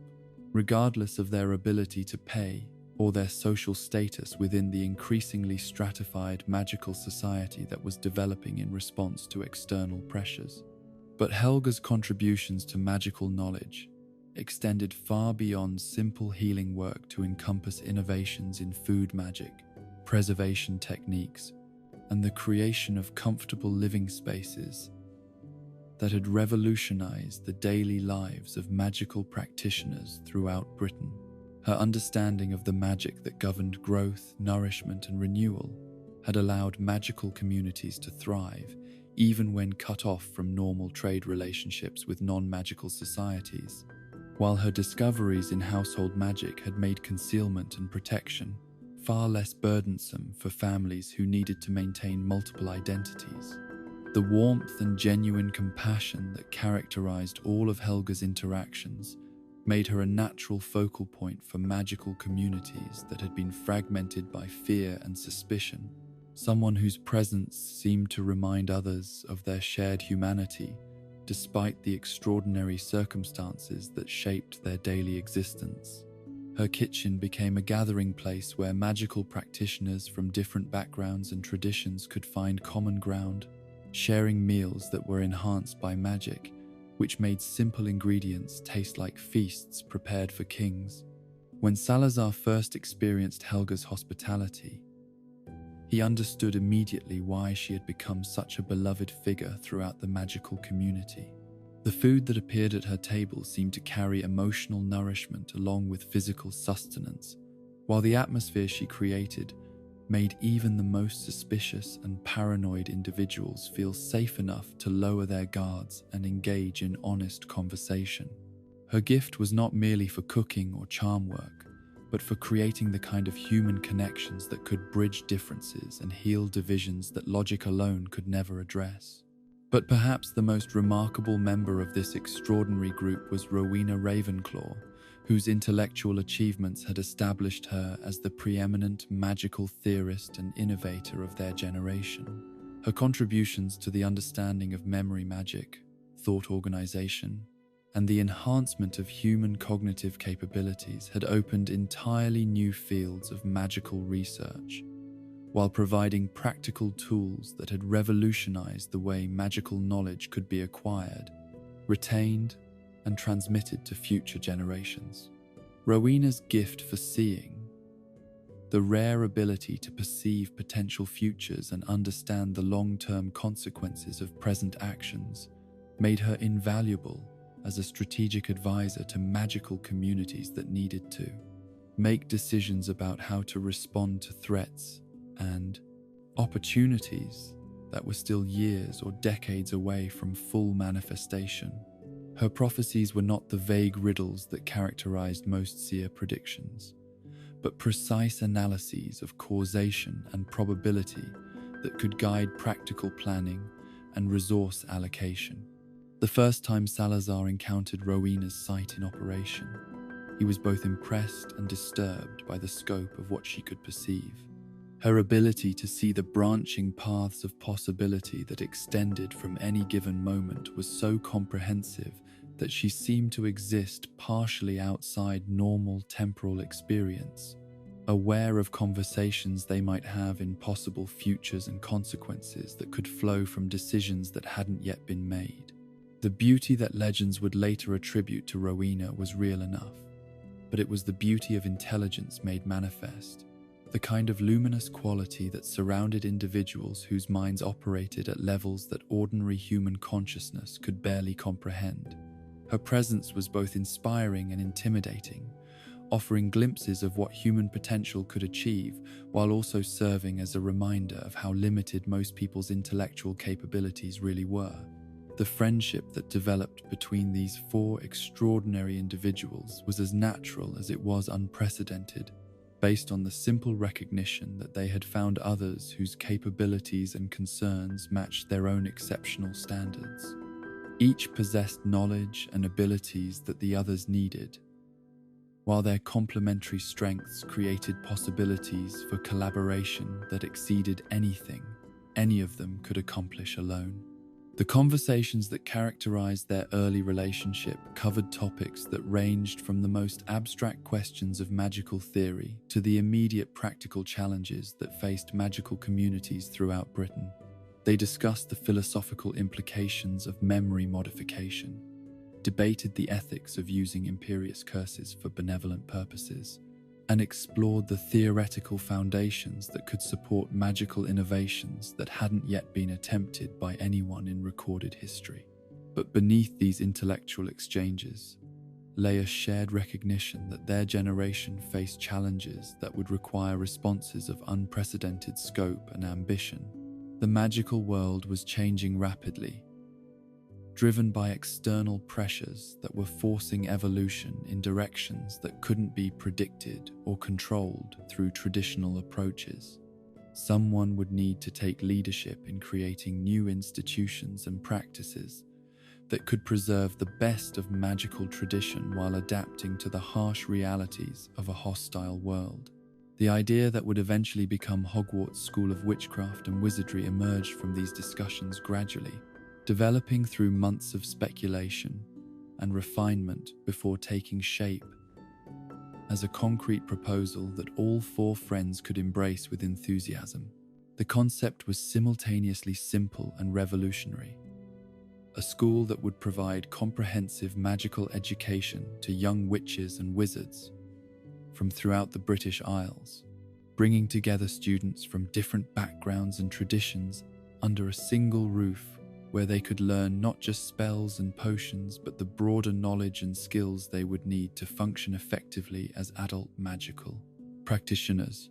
The revolutionary aspect of their proposal lay not in the idea of magical education itself, which had always existed in various forms, but in the scale and inclusiveness of what they envisioned. Traditional magical education had been limited to family instruction and occasional apprenticeships,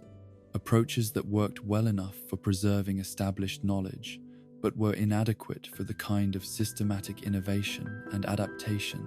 that current circumstances demanded. A formal school could provide resources and opportunities that individual families could never offer, while also creating communities of learning that would strengthen the magical world's capacity for collective problem-solving. But the choice of where to locate their proposed school required careful consideration of factors that went far beyond simple convenience or accessibility. The location would need to provide not just physical security from hostile muggles, but also the kind of magical environment that could support the intensive spell work and creature keeping that comprehensive magical education would require. Most importantly, they needed a site where the concentration of natural magical energy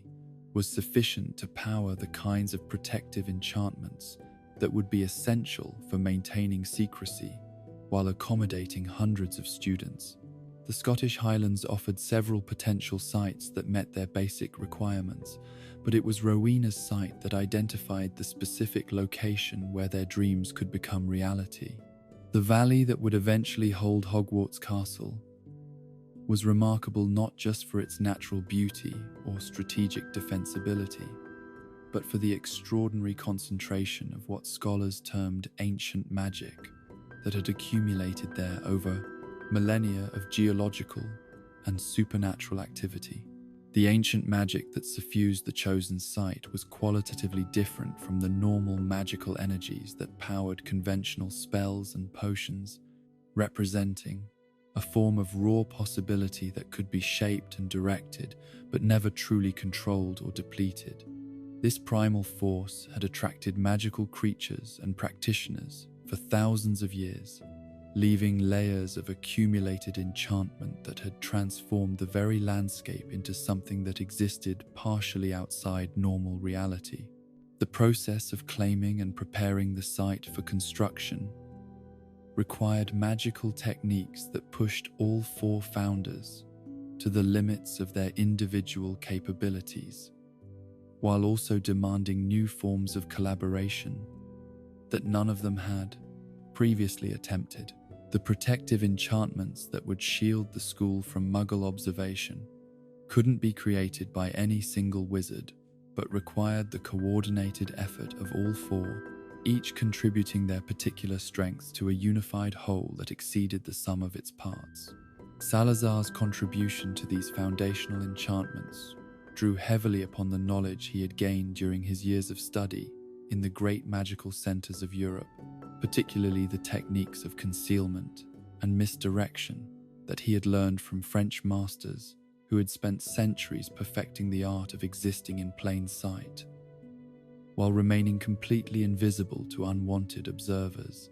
His understanding of serpentine magic also proved invaluable for creating detection systems that could identify potential threats long before they became immediate dangers. The concealment charms that he wove into the castle's foundations were designed to respond to the intentions and nature of anyone who approached the site, showing them exactly what their own preconceptions expected to see, rather than the reality of what actually existed there. Muggles who wandered into the valley would encounter a landscape that matched their understanding of what wild Scottish Highlands should contain: dangerous terrain, unstable weather, and an overwhelming sense that they should be somewhere else as quickly as possible. But the magical protections that Salazar helped to create were more than simple hiding spells, representing instead a comprehensive approach to security that addressed not just immediate physical threats, but the long-term challenges of maintaining secrecy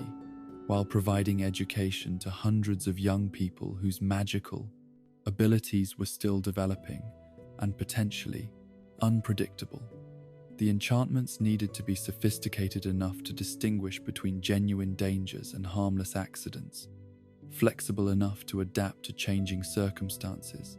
and powerful enough to repel attacks from enemies whose capabilities might exceed anything the founders had previously encountered. The construction of the castle itself required magical techniques that had never been attempted on such a scale, approaches to architecture and engineering that treated stone and timber as living materials that could be shaped through will and intention rather than mere physical manipulation. Each tower and corridor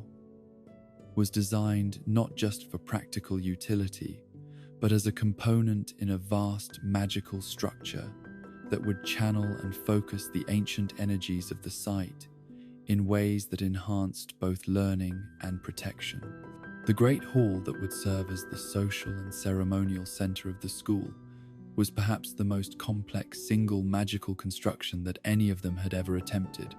a space designed to accommodate hundreds of people, while also serving as a focal point for enchantments that extended throughout the entire castle. The ceiling that appeared to open onto the sky above was not mere illusion but a window into possibilities, showing weather and astronomical phenomena that reflected the emotional and magical climate within the school itself. The individual common rooms and dormitories that would house students from each founder's house required magical approaches that balanced privacy with security, creating spaces that could adapt to the changing needs of their inhabitants, while maintaining the distinctive character that would reinforce the values and traditions that each founder hoped to instill in their students. These rooms became extensions of their creators' personalities, physical manifestations of the different approaches to magical education and personal development that the founders represented. But perhaps the most challenging aspect of the castle's construction was the creation of the numerous hidden passages, secret chambers, and concealed spaces that would be necessary for maintaining security, while also providing opportunities for advanced instruction in subjects that were too dangerous or controversial for open discussion. These hidden areas required enchantments that could remain stable and functional for centuries, while also adapting to changing circumstances and evolving threats. The establishment of the school's educational philosophy and curriculum required negotiations between the four founders that were as complex as any magical construction they had undertaken together. Each brought distinctive perspectives on what magical education should accomplish and how it could best be delivered to students whose backgrounds and capabilities varied widely. The challenge was to create a unified approach that preserved the strengths of each founder's individual vision, while avoiding the kind of fragmentation that could undermine the school's effectiveness. Salazar's contribution to these discussions was shaped by his understanding of the practical realities that magical practitioners faced in a hostile world, the knowledge and skills that were essential for survival and effectiveness when theoretical learning encountered real-world challenges. His emphasis on the dark arts as essential components of comprehensive magical education reflected not any attraction to evil, but practical recognition that defense against dark magic required thorough understanding of how such techniques operated and could be countered. The selection and sorting of students presented challenges that went beyond simple evaluation of magical ability or academic potential, requiring systems that could identify not just current capabilities but future potential, while also ensuring that the school's social dynamics remained stable and productive. The sorting hat that would eventually handle these responsibilities represented one of the most sophisticated examples of collaborative magic that the founders ever achieved, a consciousness that incorporated elements of all four creators, while maintaining its own independent judgment about where individual students could best develop their talents. The house system that emerged from their planning sessions was designed to provide both structure and flexibility, creating smaller communities within the larger school that could offer specialized instruction and social support, while also maintaining connections to the broader educational mission that all four founders shared. Each house would reflect the values and approaches of its founder, while also contributing to the collective enterprise of magical education that was their ultimate goal. Salazar's vision for his house emphasized the cultivation of ambition, cunning,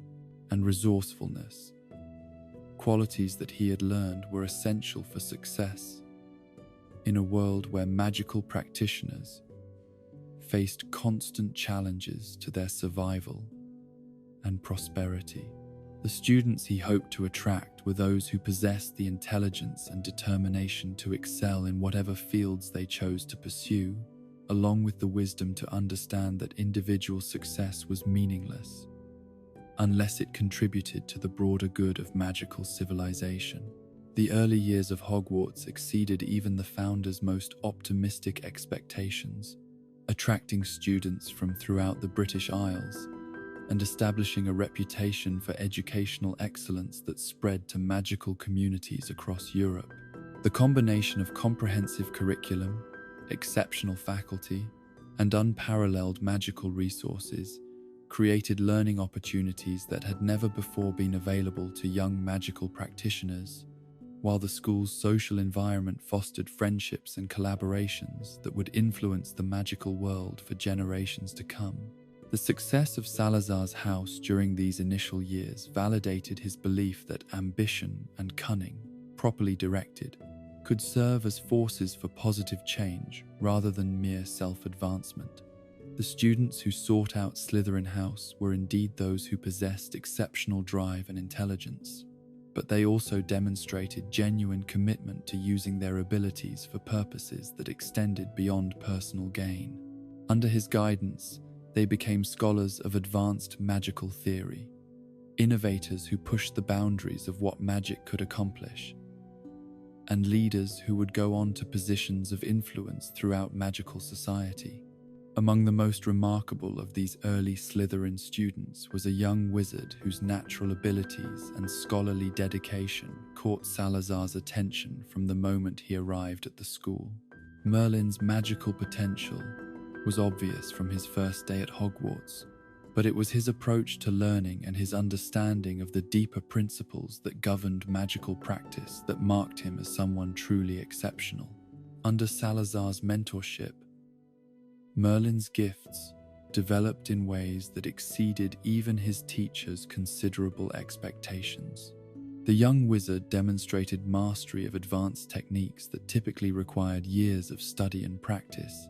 while his theoretical insights contributed to magical innovations that would influence wizarding civilization for centuries to come. Most remarkably, Merlin showed the kind of creative intelligence that could synthesize knowledge from different magical traditions and discover entirely new applications that none of his teachers had previously considered. The relationship between Salazar and his most promising student was characterized by mutual respect and intellectual excitement that made their collaboration one of the most productive in the history of magical education. Merlin's questions and insights challenged even his teacher's understanding of magical theory, while Salazar's guidance provided the framework and discipline that allowed the young wizard's exceptional talents to develop in constructive rather than destructive directions. The magical innovations that emerged from their partnership would eventually include some of the most significant advances in wizarding history, techniques and discoveries that expanded the boundaries of what magic could accomplish, while also establishing new standards for ethical practice that would guide future generations of magical practitioners. Their work together demonstrated the potential that could be realized when exceptional ability was combined with proper guidance and unlimited resources for research and experimentation. But perhaps the most important aspect of Merlin's education was the development of his understanding of the responsibilities that accompanied exceptional magical ability. Under Salazar's tutelage, he learned that great power required equally great wisdom, that magical innovations should serve the broader good, rather than merely showcasing individual capability, and that the true measure of a wizard's worth lay not in what he could do, but in what he chose to do with the abilities he possessed. The years when Hogwarts functioned as the founders had originally envisioned represented perhaps the golden age of magical education, a time when the school's resources and reputation attracted the most talented young practitioners from throughout Europe, while providing them with opportunities for learning and development that had never before been available. The collaborative spirit that characterized the school's early years created an environment where innovation flourished and friendships formed that would influence the magical world for generations. Yet, even during this period of unprecedented success, subtle tensions were beginning to develop that would eventually threaten the unity that made Hogwarts possible. The increasing diversity of the student body, while educationally valuable, was also creating social and philosophical challenges that the founders had not fully anticipated during their planning discussions. Students arrived with backgrounds, values, and expectations that sometimes conflicted with the school's founding principles, requiring constant negotiation and adjustment to maintain the delicate balance that kept the community functional. The question of blood status, the relative magical abilities and social standing of pureblood, half-blood, and Muggle-born students was becoming particularly contentious as external pressures from the non-magical world intensified, and magical families felt increasingly threatened by persecution and cultural change. Some students arrived at Hogwarts carrying prejudices and fears that had been shaped by family histories of violence and loss, while others brought idealistic beliefs about integration and cooperation that seemed naive to those who had experienced firsthand the realities of magical Muggle relations. Salazar found himself increasingly troubled by these developments, not because he opposed the education of students from all backgrounds, but because he understood better than most the potential consequences of internal divisions within the magical community. His years of study in different magical cultures had shown him how quickly political and social conflicts could destroy institutions that had taken centuries to build, while his understanding of the broader historical forces at work suggested that the magical world faced external threats that would require unprecedented unity to survive. The stage was being set for conflicts that would test not just the friendship between the founders, but the fundamental principles upon which Hogwarts had been established. The success of their great experiment had created new challenges and responsibilities that none of them had fully anticipated, while external pressures were beginning to force choices that would define both their personal relationships and the future direction of magical civilization. The seeds of discord that would eventually shatter the friendship between the four founders of Hogwarts had been present from the very beginning, lying dormant beneath the surface of their shared enthusiasm for magical education like ancient curses, waiting for the proper conditions to manifest their destructive power. What had initially seemed like complementary differences in philosophy and approach gradually revealed themselves as fundamental incompatibilities that grew more pronounced with each passing year as the school's success brought new challenges and responsibilities that tested every assumption upon which their collaboration had been built. The transformation of Salazar's perspective began subtly, manifesting first as a growing unease with developments that he observed, but could not yet articulate clearly enough to address through rational discussion with his fellow founders. The magical community's response to Hogwarts had been overwhelmingly positive, but that very success was attracting attention and creating expectations that extended far beyond what the founders had originally envisioned when they conceived their educational experiment in the isolation of theoretical planning. Students were arriving at the castle carrying with them not just their own hopes and abilities, but the accumulated fears, prejudices, and political agendas of families and communities that had been shaped by generations of conflict with the non-magical world.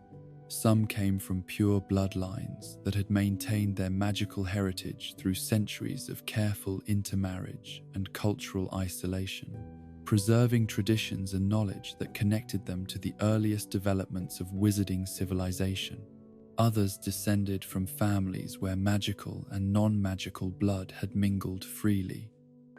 creating individuals whose loyalties and perspectives were divided between two worlds that were increasingly hostile to one another.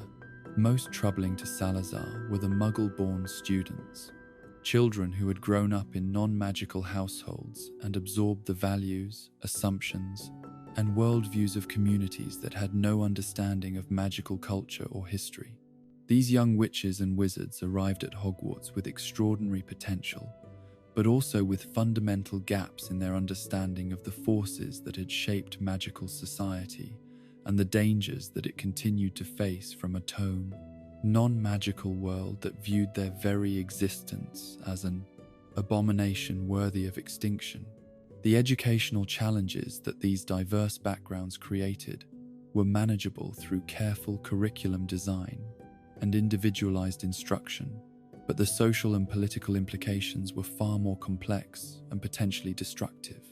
Students from different backgrounds brought with them conflicting assumptions about the proper relationship between the magical and non-magical worlds. Debates that had been theoretical when discussed among the founders but became intensely personal when argued between young people whose families had been directly affected by persecution, violence, and betrayal. The increasing frequency and intensity of these conflicts within the student body reflected broader tensions that were developing throughout the magical world as external pressures mounted and internal divisions deepened. The witch hunts that had provided the original impetus for the founders' collaboration were intensifying rather than diminishing, driven by religious authorities who had recognized the effectiveness of anti-magical hysteria as a tool for consolidating political power and suppressing dissent of all kinds. But perhaps more dangerous than external persecution was the way that constant threat was changing the character and priorities of the magical community itself. Families that had once been generous and welcoming were becoming suspicious and exclusionary, viewing anyone whose background or loyalties could not be verified with absolute certainty as potential threats to be monitored or eliminated.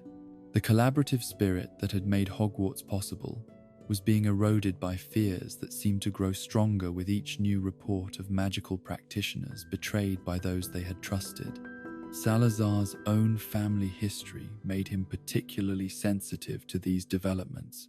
understanding from generational experience how quickly tolerance could transform into persecution, and how easily communities that seemed stable and secure could dissolve into chaos when subjected to sufficient external pressure. The stories that had shaped his childhood were filled with accounts of magical practitioners who had been destroyed not by direct assault from their enemies, but by their own naive trust in others, whose loyalties proved to be conditional or compromised.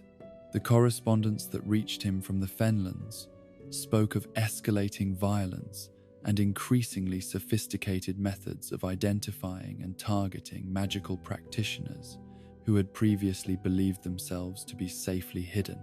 The techniques that non-magical persecutors were developing suggested either remarkable innovation on their part or, more troubling, assistance from individuals who possessed inside knowledge of how magical concealment and protection systems operated. These reports confirmed Salazar's growing suspicion that the magical community faced threats that extended beyond simple religious fanaticism to encompass organized campaigns that were being conducted with strategic intelligence and access to information that should have been available only to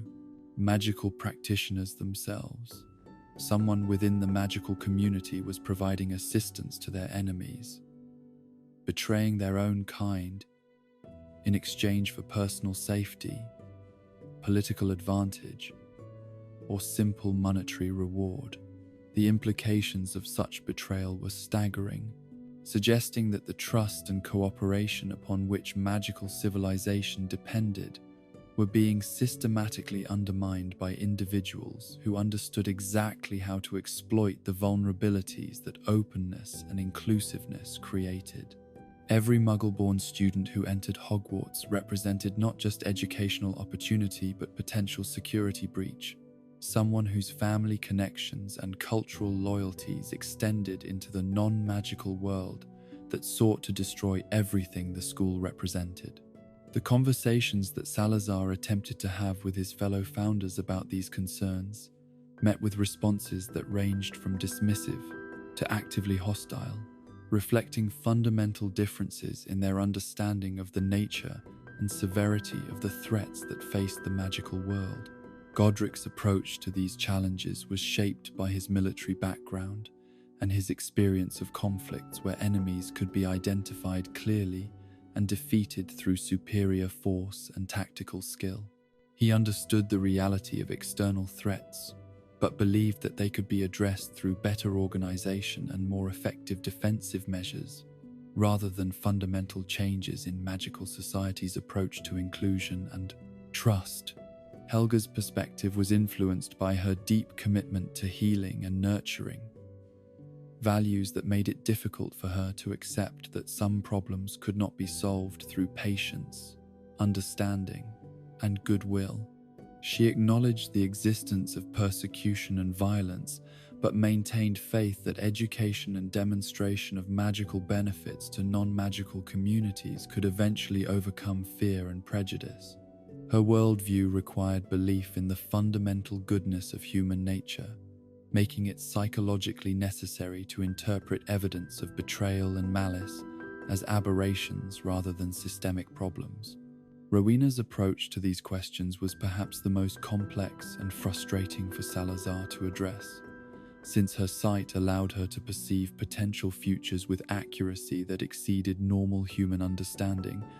but her interpretations of what she saw were filtered through assumptions and values that seemed to ignore the darker possibilities that her visions revealed. She spoke of futures where magical and non-magical communities coexisted peacefully, where the conflicts of their current era were remembered as temporary difficulties that had been overcome through wisdom and persistence. But when pressed for specifics about how such positive outcomes could be achieved, Rowena's responses became vague and evasive, speaking of choices that would need to be made and sacrifices that would be required without identifying clearly what those choices and sacrifices might entail. Her visions seemed to show desirable endpoints without revealing the paths that could lead to them,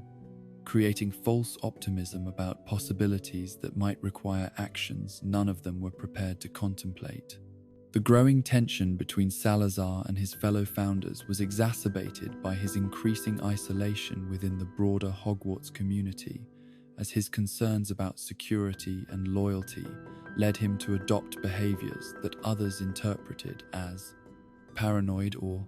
elitist. His insistence on conducting background investigations of prospective students and their families was seen as excessive and discriminatory,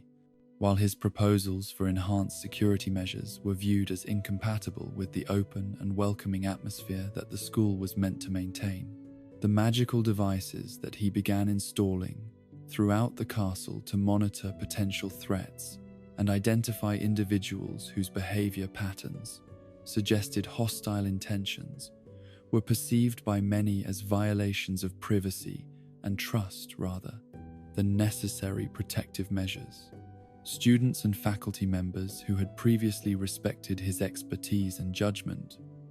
began to question his motives and mental state, wondering whether his wartime experiences and family history had damaged his ability to function effectively in peacetime conditions. But the specific incident that crystallized these growing tensions into open conflict occurred during a faculty meeting where the founders were discussing policies for the upcoming academic year.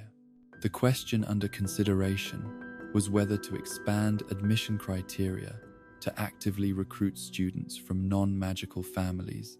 reaching out to Muggle-born children who might not otherwise learn of their magical abilities or opportunities for education. Helga advocated strongly for this expansion,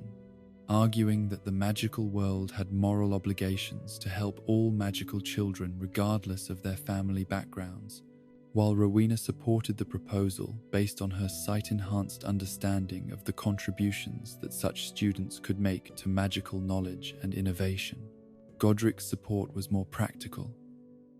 focused on the strategic advantages that broader recruitment could provide in terms of numbers and capabilities for defending magical civilization against external threats. Salazar's opposition to the proposal was immediate and absolute, based on his understanding of the security risks that such expansion would create, and his conviction that the magical world's survival depended upon maintaining clear boundaries between those who could be trusted completely and those whose loyalties remained uncertain. His arguments focused on practical concerns about infiltration and betrayal, supported by evidence from his extensive correspondence with magical communities throughout Europe. But the emotional intensity of his response exceeded what the situation seemed to warrant, revealing depths of anger and fear that his friends had never previously witnessed. The careful control that had always characterized his interactions with others dissolved into passionate denunciation of policies that he described as suicidal naivety, approaches to magical education and community building that ignored the harsh realities of a world where survival required constant vigilance and ruthless evaluation of potential threats. The confrontation that followed was unlike anything that had previously occurred between the founders, transforming from policy disagreement into personal attack as years of accumulated frustration and philosophical differences erupted into open hostility. Godric's response was shaped by his perception that his closest friend was allowing fear to corrupt his judgment, while Helga and Rowena interpreted Salazar's position as evidence of prejudice and elitism that contradicted the fundamental values upon which Hogwarts had been established. The accusations that flew between them during that terrible meeting revealed how fundamentally their perspectives had diverged over the years of working together. What Salazar saw as necessary realism, they viewed as paranoid suspicion. What they interpreted as inclusive compassion, he understood as dangerous vulnerability. The common ground that had once made their collaboration possible had eroded to the point where they could no longer communicate effectively about the most basic questions of policy and principle.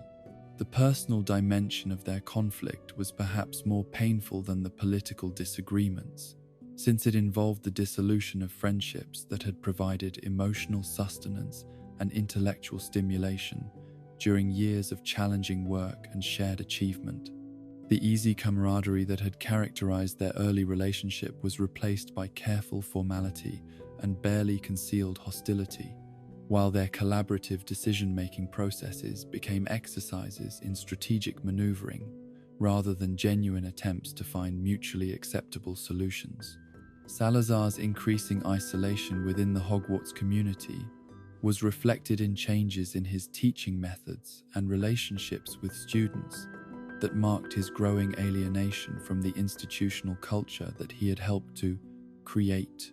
The warmth and accessibility that had once characterized his interactions with promising students was replaced by formal distance and constant evaluation, creating classroom atmospheres that felt more like military training exercises than educational experiences. His approach to instruction in the dark arts became particularly controversial, as external pressures and internal conflicts convinced him that students needed preparation for realities that the other founders preferred to ignore or minimize. The curriculum that he developed for his advanced students included techniques and knowledge that pushed the boundaries of what was considered appropriate for educational settings. Approaches to magical conflict that assumed enemies who would use any weapon available and show no mercy to those who chose restraint over effectiveness. The other founders' attempts to moderate or restrict these educational approaches were viewed by Salazar as interference that could prove fatal to students who would eventually face threats that academic theory could never adequately address. His experience in the magical communities of Europe had shown him what happened to practitioners who were unprepared for the full spectrum of magical violence, while his understanding of current political developments suggested that such violence was becoming more rather than less likely with each passing year. But perhaps the most telling sign of his growing estrangement from the Hogwarts community was his relationship with the Sorting Hat, the magical artifact that he had helped to create, but which was increasingly making decisions that seemed to contradict his understanding of what Slytherin House should represent. Students who were sorted into his house often lacked the qualities of cunning, ambition, and blood purity that he considered essential, while young witches and wizards who possessed these characteristics were frequently placed in other houses based on considerations that seemed to prioritize political correctness over practical merit. The Hat's explanations for these decisions, when he demanded them during private consultations,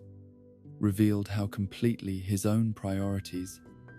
had diverged from those of his fellow founders. The artifact's consciousness incorporated elements of all four creators, but had evolved to emphasize values and approaches that reflected the school's developing culture rather than the original intentions that had guided its creation. What had been designed as a tool for implementing the founder's vision had become an independent agent that was reshaping that vision according to its own understanding of what Hogwarts should become. The realization that he had lost effective control over the development of his own house was perhaps the most devastating blow to Salazar's sense of connection to the school and its mission. The students who bore his name and claimed his legacy were being shaped by influences that he could not direct and educated according to principles that he increasingly found alien and potentially dangerous. The house that should have been training future leaders of the magical world was instead producing graduates whose priorities and capabilities reflected compromises and accommodations that could prove fatal when tested against the harsh realities that awaited them. The correspondence that he maintained with Merlin during this period revealed the depth of his frustration and the intensity of his internal conflicts as he struggled to reconcile his continued commitment to magical education with his growing conviction that Hogwarts was failing to prepare its students for the challenges they would face. His greatest protégé had graduated and begun his own remarkable career, but their ongoing relationship provided Salazar with perspective on how the school's graduates were performing in the broader magical world, and how well their education was serving them. When confronted with real-world problems, Merlin's reports were generally positive, acknowledging the exceptional quality of the theoretical knowledge and practical skills that Hogwarts provided, while also noting gaps and weaknesses that reflected the compromises and limitations that academic settings inevitably imposed on comprehensive preparation for adult responsibilities. But more troubling were his observations about the attitudes and assumptions that many graduates carried with them, approaches to magical practice and social relationships that seem naive and potentially dangerous when applied in environments where enemies might exploit such vulnerabilities. The gradual deterioration of Salazar's relationships with the other founders was reflected in changes in the castle's atmosphere and the school's daily operations that created feedback loops of suspicion and hostility.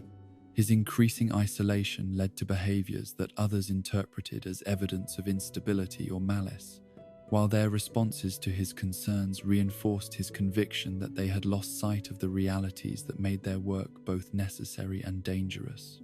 The breaking point came during a confrontation that began as routine discussion about curriculum modifications, but escalated into fundamental questioning of the principles and purposes that should guide magical education.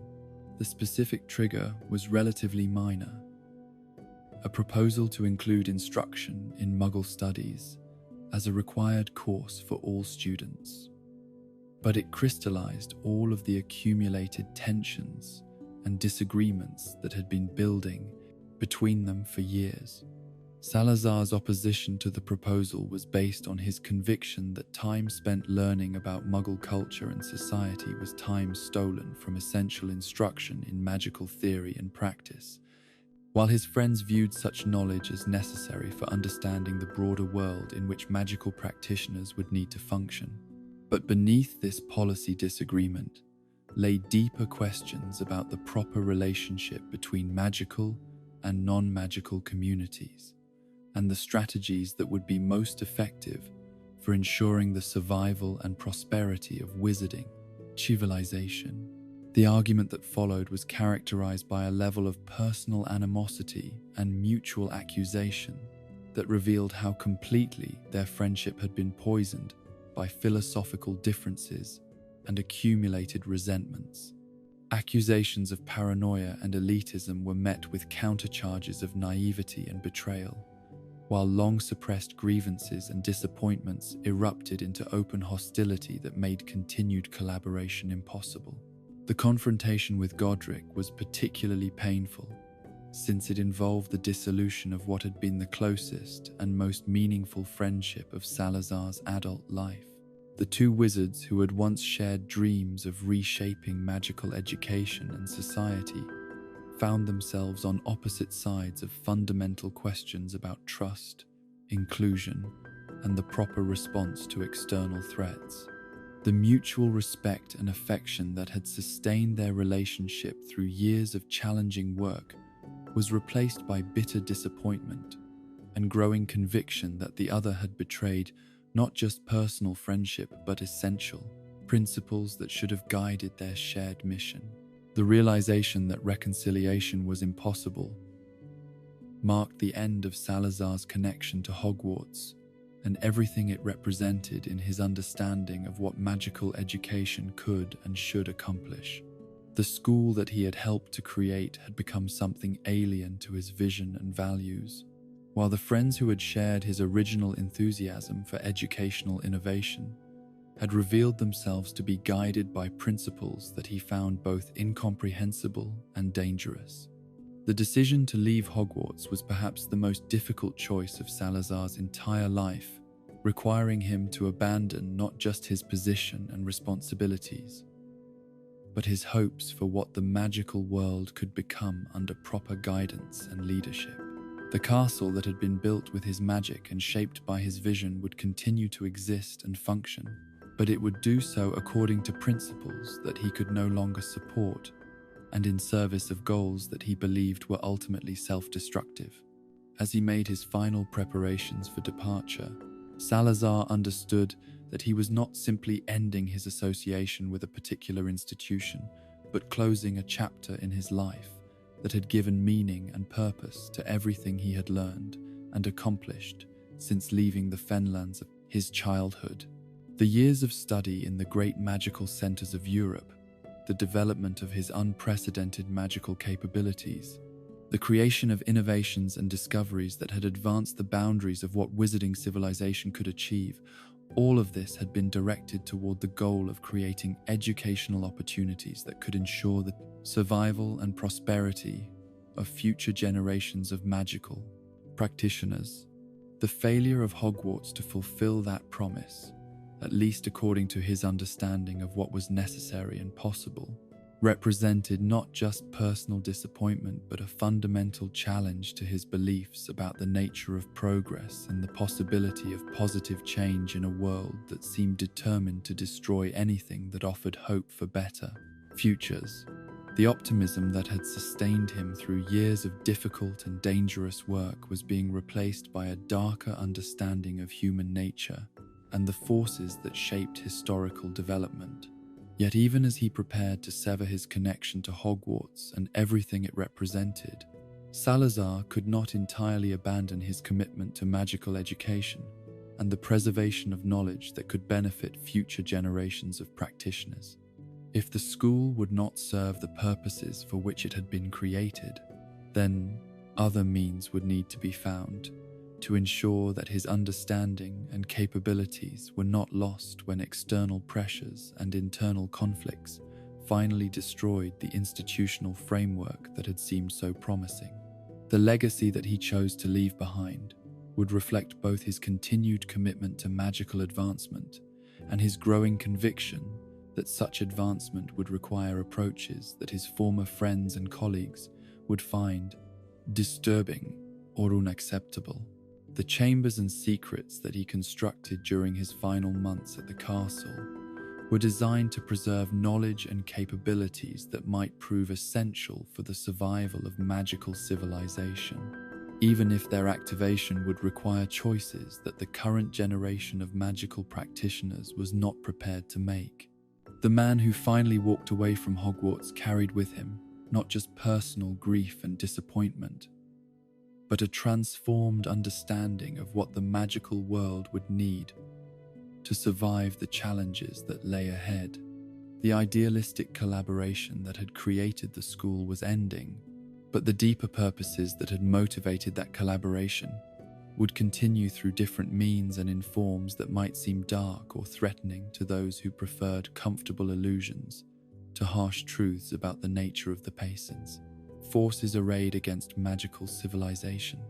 The final months that Salazar Slytherin spent at Hogwarts were marked by a frenetic intensity of purpose that consumed him entirely, driving him to work with desperate urgency on projects that would preserve his vision and knowledge long after his physical departure from the castle had severed his direct influence over its development. The understanding that his time was limited and that his former friends had become obstacles rather than allies transformed every remaining day into an opportunity that could not be wasted on sentiment or regret. The construction of what would become known as the Chamber of Secrets began in the deepest foundations of the castle, in spaces that existed below even the dungeons where his Slytherin students gathered for their common room activities. These were areas where the ancient magic of the site flowed most powerfully, places where the boundary between the constructed castle and the living magical environment that surrounded it became blurred to the point of invisibility. The chamber itself was not merely a hidden room but a complete magical ecosystem, designed to function independently of the castle above while remaining connected to its essential systems through pathways that were invisible to anyone who lacked the specific knowledge and abilities required to perceive them. The engineering challenges involved in such construction pushed the boundaries of what individual magical practitioners could accomplish, requiring innovations in spatial manipulation and temporal stability that drew upon everything Salazar had learned during his years of study in the great magical centers of Europe. The entrance to the chamber was concealed behind magical barriers that could only be opened through the use of Parseltongue, ensuring that access would be limited to individuals who shared his rare gift and, presumably, his understanding of the purposes that the hidden space was meant to serve. But the Parseltongue locks were merely the first layer of protection in a security system that extended far deeper into questions of identity, motivation, and magical compatibility. The serpentine motifs that decorated every surface of the chamber were not merely aesthetic choices, but functional elements in a comprehensive magical structure that could evaluate anyone who entered and determine whether they possessed the qualities necessary to understand and properly use what they would find there. The stone snakes that seemed to writhe and move in the flickering light cast by eternal flames were actually sensory organs that could read magical signatures, emotional states, and even memories to create detailed profiles of visitors and their likely intentions. The creation of the chamber's most important inhabitant required magical techniques that pushed far beyond anything Salazar had previously attempted, drawing upon knowledge that had been preserved in the most restricted sections of magical libraries and passed down through oral traditions that connected him to practitioners whose work had been deemed too dangerous for general dissemination. The basilisk that would guard his legacy was not merely a magical creature, but a living weapon whose capabilities had been enhanced through centuries of accumulated magical theory and practical experimentation. The The process of creating a basilisk had been documented by Herpo the Fowl in texts that few contemporary wizards had ever seen, much less studied with the intensity required to understand their full implications. The basic procedure was deceptively simple. A serpent's egg incubated beneath a toad until the unnatural combination of reptilian and amphibian influences produced something that transcended the limitations of either parent, Spacius. But the reality of successful basilisk creation required magical intervention at every stage of the process, careful application of enhancement charms and growth potions that could guide the developing creature toward maximum size, longevity, and lethality. The basilisk that Salazar brought into existence in the hidden depths beneath Hogwarts was designed to be more than a guardian, but a repository of knowledge and capability that could serve his heir when the time came for his vision to be implemented. The creature was imbued with magical consciousness that went beyond normal animal intelligence, programmed through techniques that bordered on the creation of artificial life, to understand and execute complex instructions that might not be activated for decades or centuries after its creator's departure. The mental connection that Salazar established with his basilisk was more intimate and comprehensive than anything normally achieved between wizard and magical creature, creating a bond that allowed direct transfer of knowledge, memories, and even aspects of personality between creator and creation. The basilisk became, in effect, a living extension of Salazar's will and understanding, capable of making independent decisions but always guided by principles and objectives that reflected its creator's deepest convictions about what the magical world needed to survive and prosper. The chamber that housed this extraordinary creature was designed to sustain it indefinitely, with magical systems that could provide food, water,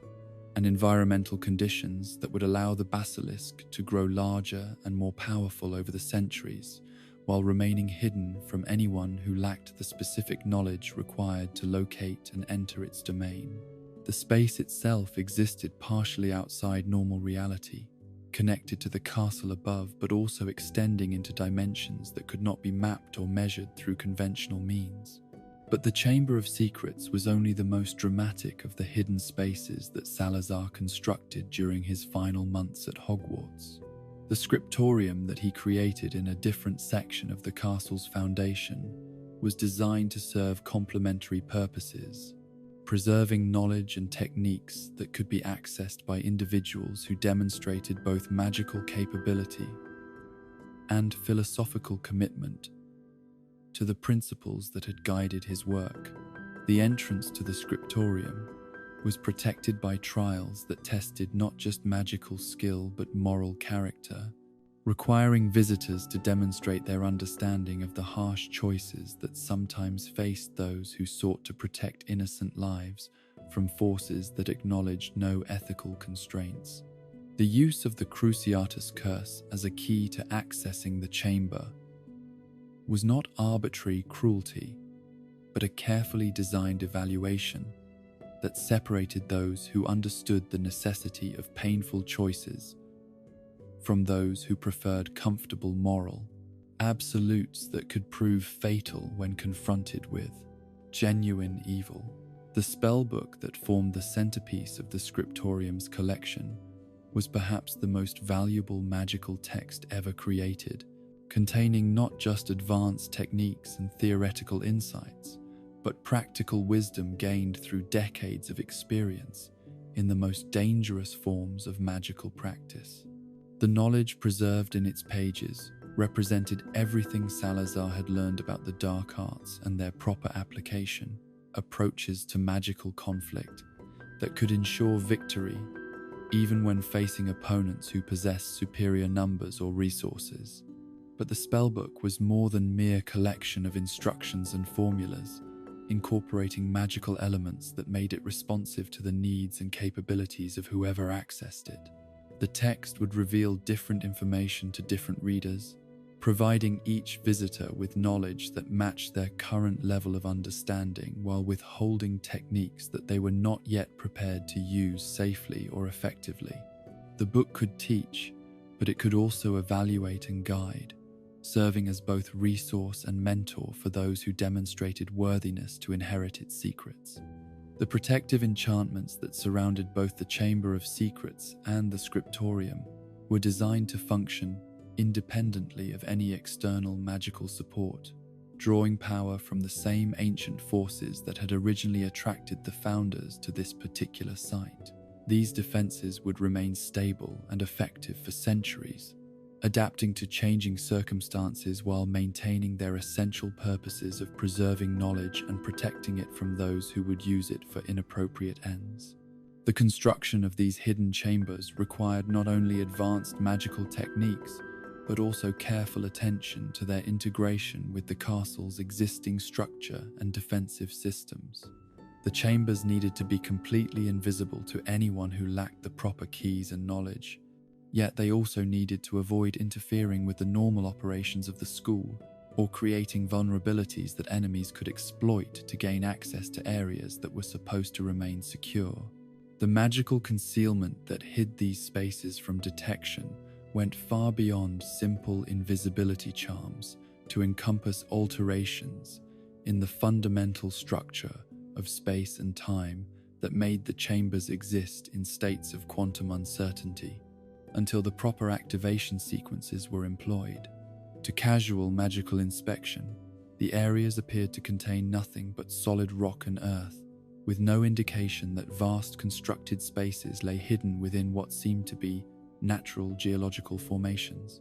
But perhaps the most sophisticated aspect of these hidden chambers was their connection to the broader magical ecosystem of the castle,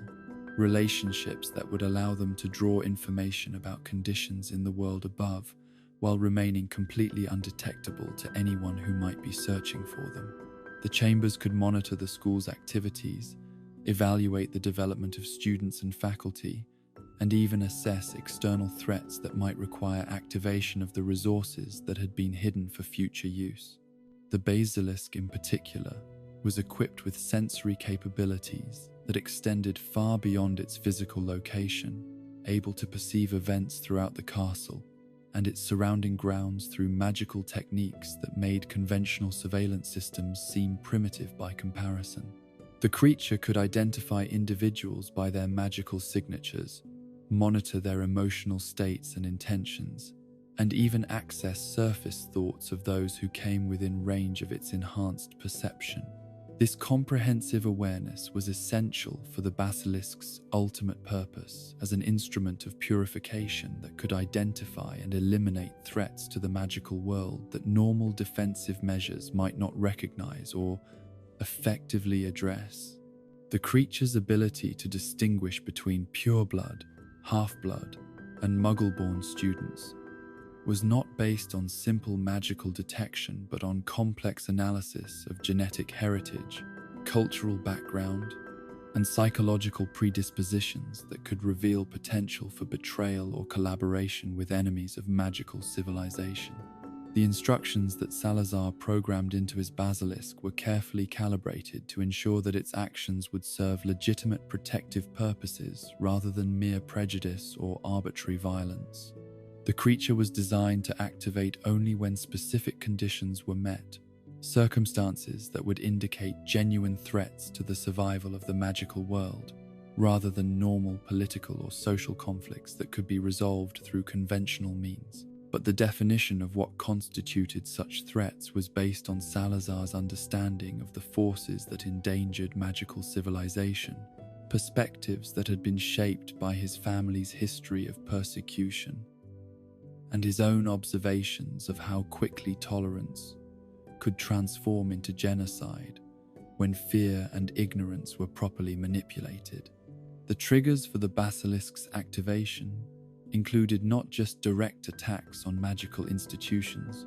but also evidence of systematic infiltration or ideological corruption that could destroy magical society from within. The heir who would eventually inherit access to these hidden resources was conceived not as a specific individual, but as someone who would possess the necessary combination of magical ability, bloodline heritage, and philosophical commitment to use extraordinary power for appropriate purposes. The chambers were designed to recognize and respond to individuals who carried Salazar's genetic legacy, while also demonstrating understanding of the principles that had guided his creation of these protective measures.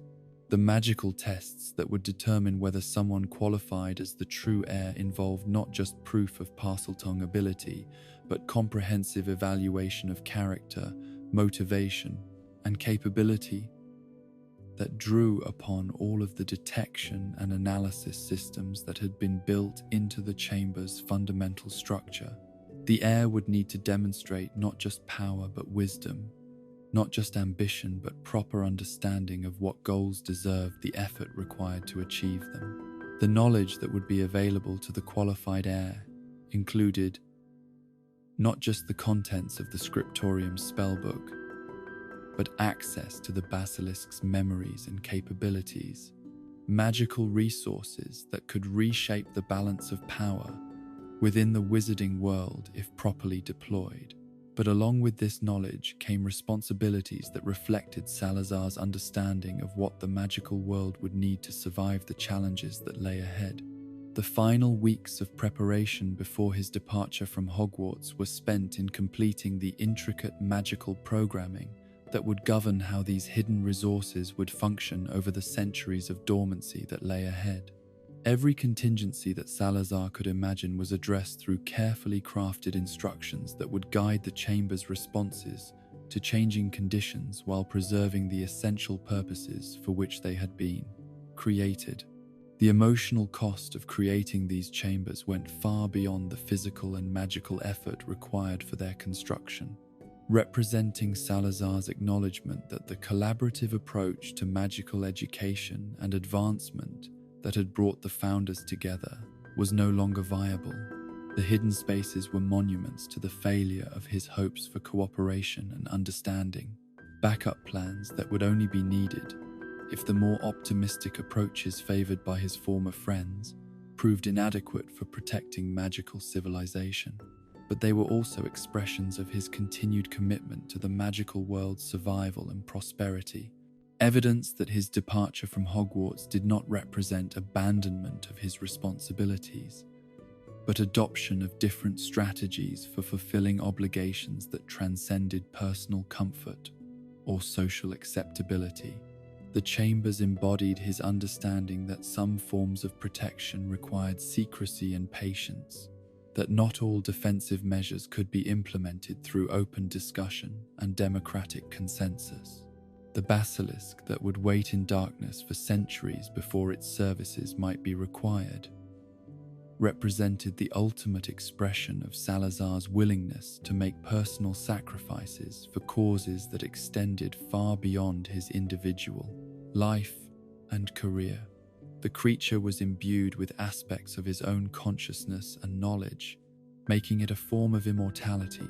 that would preserve his understanding and capabilities long after his physical death had ended his direct influence on magical affairs. The magical bond between creator and creature ensured that the basilisk would carry forward not just Salazar's knowledge but something of his personality and values, his approach to problem solving, and his understanding of what the magical world needed to survive and prosper. The creature would be more than weapon or guardian, but a continuation of his commitment to protecting magical civilization through whatever means proved necessary. The departure from Hogwarts, when it finally came, was conducted with the same careful planning and attention to detail that had characterized all of Salazar's major undertakings. The process of severing his connections to the castle's magical systems while preserving the hidden chambers that he had created required delicate work that pushed his capabilities to their absolute limits, ensuring that his legacy would remain functional while removing any traces that might allow others to discover what he had left behind. The other founders' response to his announced departure was complex,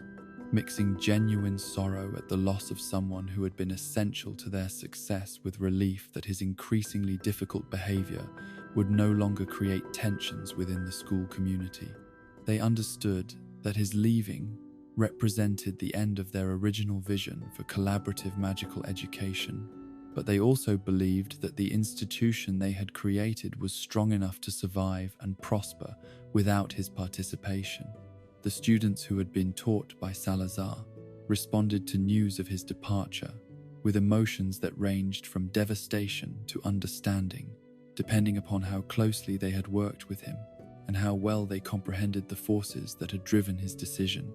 Those who had benefited most from his instruction understood that they were losing access to knowledge and guidance that could never be replaced, while others viewed his leaving as confirmation that his approach to magical education had been fundamentally flawed. The Sorting Hat's response to Salazar's departure was perhaps the most complex of all, since the artifact's consciousness incorporated aspects of his personality and understanding that would now be preserved only in magical form. The hat would continue to sort students into Slytherin House based on its understanding of what he had valued and sought to cultivate. But it would do so without the guidance and correction that his presence had provided. As Salazar walked away from the castle that he had helped to build and the institution that he had hoped would transform magical education forever, he carried with him the satisfaction of knowing that his most important work was complete. The chambers that waited in darkness beneath Hogwarts contained everything necessary to preserve his vision and capabilities for future generations who might prove more capable than his own of understanding what the magical world needed to survive. The basilisk that slumbered in the depths of the Chamber of Secrets would wait with the patience of stone and the loyalty of blood, preserving not just Salazar's knowledge but his commitment to protecting magical civilization through whatever means proved necessary. The creature was his gift to the future, a guardian that would activate only when circumstances demanded the kind of decisive action that more conventional approaches could not provide. The legacy that he left behind in the hidden chambers of Hogwarts was both warning and promise, a demonstration of what could be achieved through proper understanding and application of magical principles, while also serving as insurance against the possibility that less harsh approaches to protecting magical civilization would prove inadequate when tested against the forces that sought to destroy it. The man who disappeared into the mists of history carried with him secrets that would reshape the magical world when they were finally revealed, knowledge that had been preserved through sacrifice and hidden through wisdom that transcended the immediate understanding of those who would inherit its consequences. The chambers waited in patient darkness, ready to serve purposes that their creator had understood, but which would not become apparent until the magical world faced challenges that would test every assumption about what was possible and what was necessary for survival. The departure of Salazar Slytherin from Hogwarts marked not the end of his influence upon the magical world, but rather the beginning of a transformation that would ripple through centuries of wizarding history, carried forward by descendants whose names would become synonymous with both exceptional magical ability and the darker aspects of pure-blood ideology. The bloodline that stretched from the founder's loins would prove to be as complex and contradictory as the man himself, producing individuals of remarkable talent whose achievements would be forever shadowed by the prejudices and obsessions that had driven their ancestor to abandon his greatest work. The House of Gaunt emerged from the mists of medieval history as the primary inheritors of Salazar's magical and ideological legacy, a family whose very name would become whispered with mixture of respect and revulsion throughout the wizarding world. Unlike the descendants of the other founders, whose bloodlines scattered and diluted through the centuries until their famous ancestry became mere footnotes in genealogical records, the Gaunts maintained their connection to Slytherin's legacy with obsessive dedication that bordered on religious fanaticism. The preservation of Parseltongue ability through successive generations of Gaunt children required careful attention to bloodline purity that went far beyond the normal considerations of magical inheritance. The gift of serpent speech was not merely a recessive magical trait that might or might not manifest in offspring, but a complex genetic and magical characteristic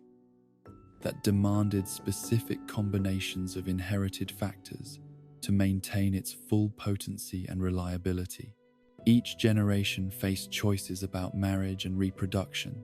that balanced the desire to preserve their unique abilities against the practical necessities of finding suitable partners who could contribute to rather than dilute their magical heritage. The Gaunt family's approach to maintaining their connection to Slytherin's legacy was characterized by the same intensity and single-minded dedication that had marked their ancestors' pursuit of magical knowledge and power. They preserved not just his bloodline, but his philosophy, his understanding of the proper relationship between pure blood and lesser magical practitioners, and his conviction that the wizarding world's survival depended upon maintaining clear hierarchies based on magical ability and genetic heritage. But the isolation that such dedication required took its toll on successive generations of Gaunts, creating psychological and social pressures that gradually corrupted their understanding of Salazar's original vision, while intensifying their commitment to its most problematic aspects. Where Salazar had developed his views about blood purity through direct experience of persecution and betrayal, his descendants inherited these beliefs as articles of faith that required no justification beyond their connection to his legendary achievements. The family's decline was gradual but inexorable, shaped by the same forces that had made their ancestors' isolation from mainstream magical society both necessary and destructive. Each generation grew more suspicious of outside influences and more committed to preserving traditions that were increasingly disconnected from the practical realities of magical life. Their obsession with genealogical purity led to marriages between cousins and other close relatives that concentrated not just their magical abilities, but also their psychological instabilities and social dysfunctions. The magical artifacts that the Gaunts preserved from their ancestors' time served as both treasures and curses, objects of immense power that reinforced their sense of superiority, while also binding them to obligations and expectations that became increasingly difficult to fulfill as their families' resources and capabilities declined. The ring that bore Slytherin's coat of arms, the locket that had been crafted by the founder himself, and other precious objects became focal points for family pride that was inseparable from family madness. The gradual deterioration of the Gaunt family's social and economic position reflected broader changes in the wizarding world that made their approach to magical practice and social organization increasingly anachronistic. The International Statute of Secrecy had formalized the separation between magical and non-magical societies, but it had also created new forms of interaction and cooperation that made pure blood isolationism both impractical and strategically disadvantageous. Yet even as their influence within mainstream magical society diminished, the Gaunts maintained their connection to the hidden chambers that Salazar had created beneath Hogwarts, passing down through oral tradition the knowledge and authority that would be necessary for his heir to claim the legacy that waited in darkness. Each generation produced at least one individual who possessed the full range of Parseltongue abilities, ensuring that when the time came for the Chamber of Secrets to fulfill its purpose,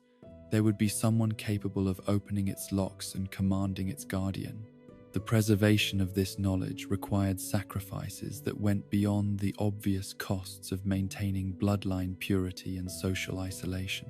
The secrets that connected the Gaunts to Salazar's hidden chambers were too dangerous to be written down or shared with outsiders, making their transmission dependent upon family members who were often struggling with mental instabilities that made reliable communication challenging.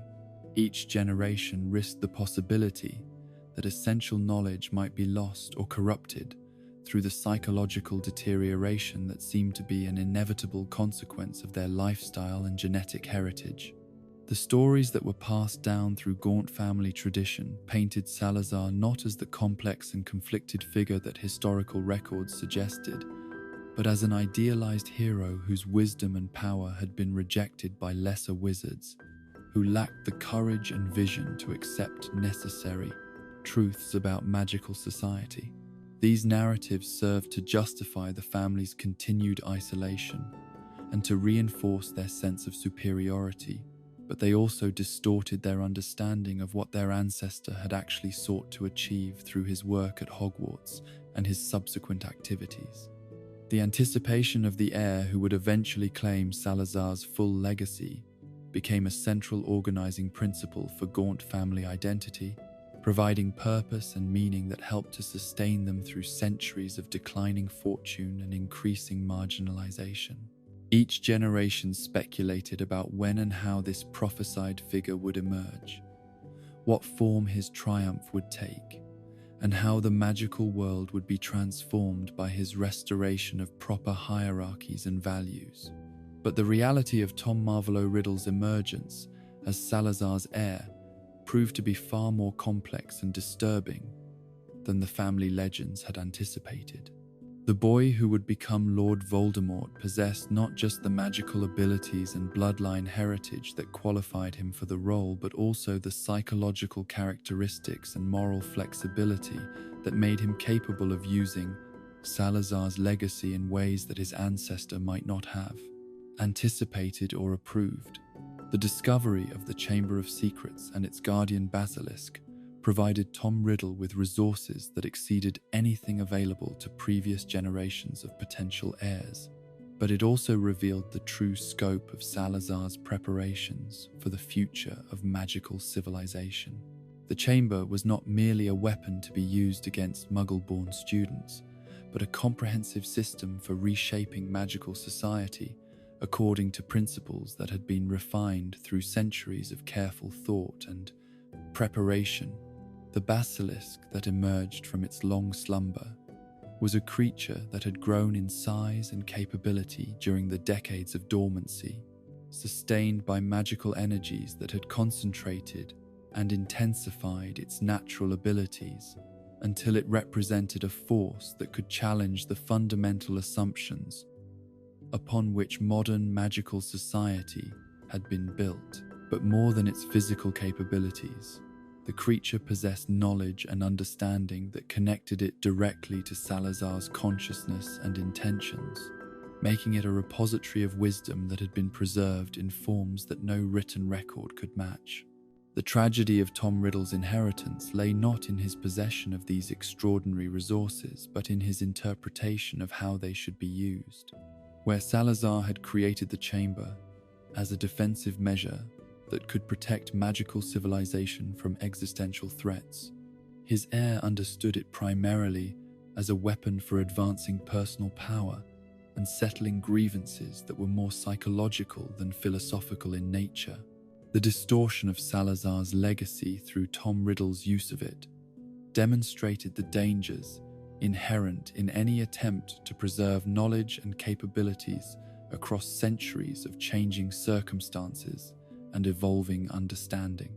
The founder's vision had been shaped by specific historical conditions and personal experiences that his heir could not fully comprehend, making faithful implementation of his intentions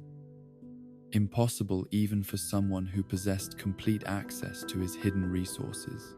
The events that unfolded at Hogwarts during Tom Riddle's student years provided the first clear demonstration of what Salazar's chamber could accomplish when its resources were deployed according to the activation protocols that he had established centuries earlier. The basilisk's ability to move through the castle undetected while hunting specific targets based on their magical signatures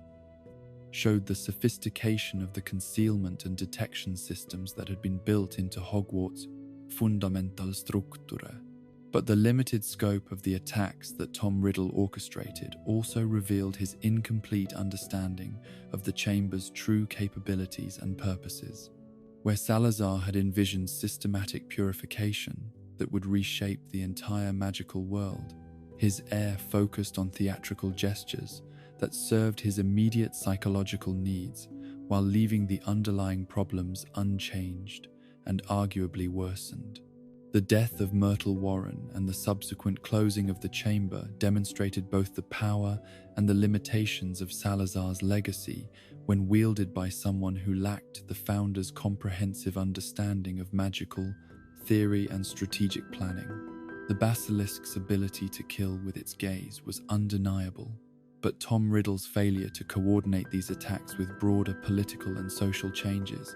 meant that they served more to strengthen opposition than to advance any coherent agenda. The false accusation of Hagrid and the manipulation of evidence to support it showed Tom Riddle's understanding of how Salazar's prejudices could be exploited for personal advantage, but it also revealed his fundamental misunderstanding of what those prejudices had originally been meant to protect. Where the founder had sought to preserve magical civilization against external threats, his heir was using similar logic to advance purely selfish interests. The preservation of Tom Riddle's memory in the diary that he created during his time at Hogwarts represented another distortion of Salazar's approach to preserving knowledge and capabilities for future use. Where the founder had created comprehensive systems that could evaluate and educate worthy inheritors, Tom Riddle's diary was designed primarily as a tool for possession and manipulation that served his personal agenda rather than any broader purpose. The decades that passed between Tom Riddle's departure from Hogwarts and his return as Lord Voldemort demonstrated how completely he had misunderstood the strategic principles that should have guided his use of Salazar's legacy. Where the founder had emphasized patience, careful preparation, and systematic implementation of long-term plans, Voldemort pursued power through methods that were spectacular but ultimately self-defeating. The basilisk that waited in the Chamber of Secrets during these years continued to grow and develop according to the magical programs that Salazar had established, becoming increasingly powerful and sophisticated while remaining loyal to purposes that its current master had never fully comprehended. The creature's patience exceeded even its creators, understanding that its true purpose lay not in random acts of violence, but in systematic transformation of magical society according to principles that transcended any individual wizard's ambitions. The reopening of the chamber during Harry Potter's second year at Hogwarts provided the final demonstration of how Salazar's legacy could be misused by those who possessed access to its resources without understanding its deeper purposes. The diary's attempt to restore Tom Riddle to physical form through the sacrifice of Ginny Weasley showed the extent to which his heir had corrupted the founder's vision, turning tools of protection into instruments of purely personal aggrandizement. The basilisk's death at the hands of Fawkes and Harry Potter marked the end of Salazar's most direct influence upon the magical world, destroying a creature that had carried within itself centuries of accumulated knowledge and capability that could never be replaced or recovered. But even in death, the basilisk served purposes that its creator might have approved, providing materials and inspiration that would contribute to the ultimate defeat of the heir who had so thoroughly betrayed the founder's vision. The venom that flowed from the basilisk's fangs after its death possessed properties that could destroy magical objects of extraordinary power and resilience, making it one of the few substances capable of permanently eliminating Horcruxes and other forms of preserved consciousness. In this way, Salazar's creation became instrumental in undoing the perversions of his legacy that Tom Riddle had wrought through his misunderstanding and misuse of the founder's gifts. The wand that had traveled from Salazar's hands through generations of his descendants eventually found its way across the Atlantic Ocean to the New World, where it would play a crucial role in the establishment of Ilvermorny School of Witchcraft and Wizardry. The theft of this precious artifact by Isolde Saya represented both tragedy and opportunity, removing an irreplaceable magical tool from its rightful inheritors, while also ensuring that Salazar's influence would extend to magical communities that he could never have imagined during his medieval lifetime. Isolde's use of the stolen wand to help establish magical education in North America demonstrated how Salazar's innovations could serve positive purposes when wielded by individuals whose motivations were genuinely altruistic rather than purely self-serving. The school that emerged from her efforts bore little resemblance to Hogwarts in its specific approaches to curriculum and student life, but it embodied many of the same principles about comprehensive magical education that had originally motivated the founders' work. The wand's eventual rejection of Isolde's descendants and its return to dormancy reflected the sophisticated magical programming that Salazar had built into its fundamental structure, safeguards that prevented its misuse while preserving its capabilities for future wielders who might prove worthy of its power. The artifact became a reminder of the founder's continued influence upon magical education, even in contexts that he could never have anticipated or directly shaped. The broader influence of Salazar's bloodline upon American magical society extended far beyond the single dramatic incident of the wand's theft, encompassing subtle but significant contributions to the development of magical theory, creature studies, and dark arts defense that shaped the character of New World magical education. The knowledge that had been preserved within his family traditions found expression through multiple channels, influencing innovations and discoveries that bore no obvious connection to their ultimate source. The decline and eventual extinction of the Gaunt family name marked the end of the most direct line of descent from Salazar Slytherin, but it did not eliminate his influence upon magical society, or remove the possibility that other descendants might emerge to claim aspects of his legacy. The genetic and magical characteristics that had marked his bloodline were scattered through numerous other families, whose members might carry traces of his abilities without understanding their significance or potential. The prophecy that had guided Tom Riddle to the Chamber of Secrets spoke of an heir who would inherit Salazar's full legacy, but it did not specify that this inheritance must be limited to a single individual or restricted to direct genetic descent. The founder's true legacy lay not in blood alone, but in understanding, capability,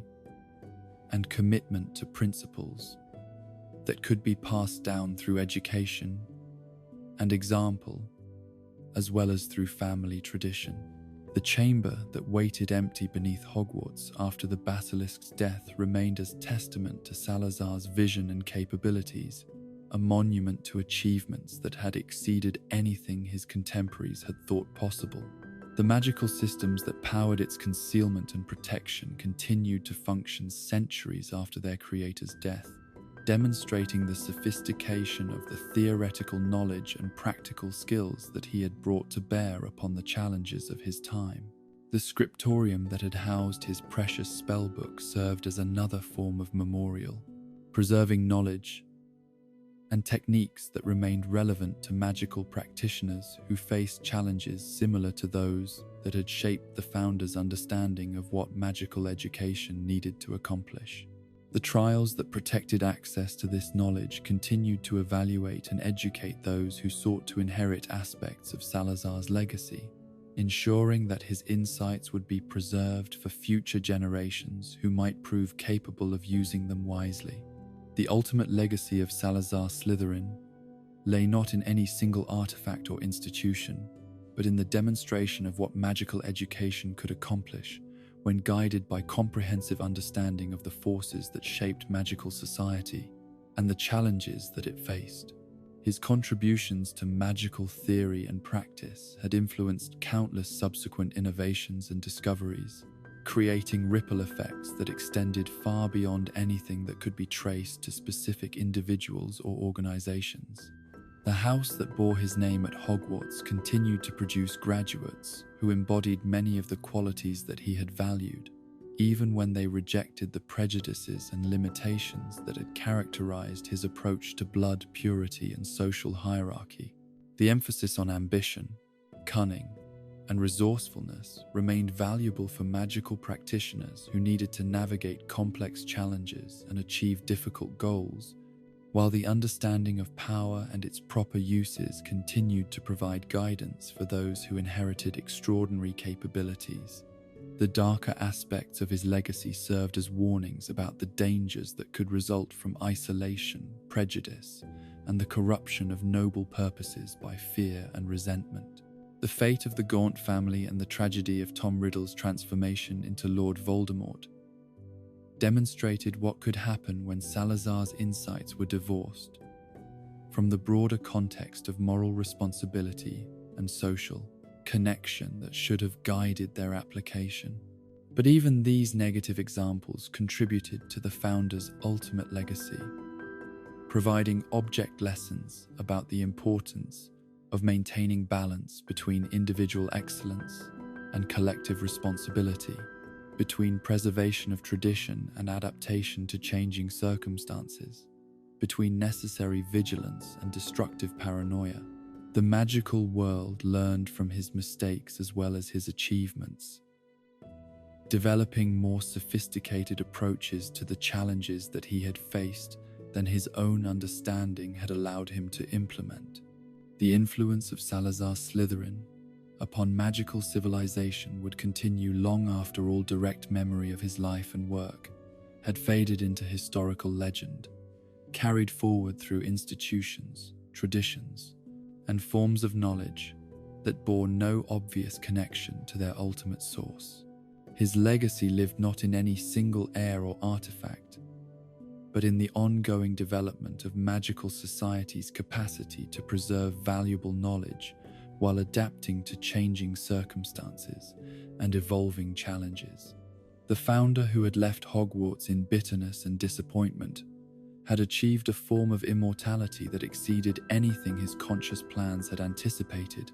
influencing the magical world in ways that transcended the limitations of individual ambition or personal prejudice. His story served as both inspiration and cautionary tale,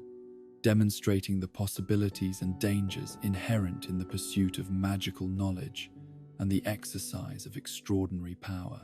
The legacy of Salazar Slytherin extended far beyond the dramatic events and dark artifacts that captured the attention of historians and chroniclers, weaving itself into the very fabric of magical civilization in ways both profound and subtle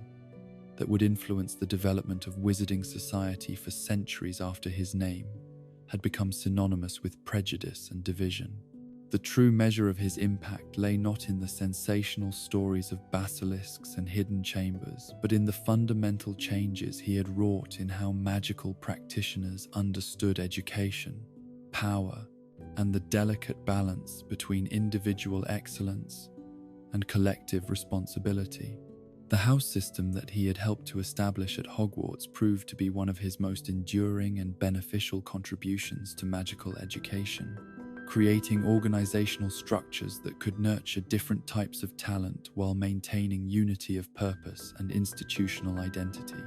The division of students into houses, based on their predominant characteristics and inclinations, allowed for specialized instruction and peer support that enhanced learning outcomes, while also fostering the kind of healthy competition that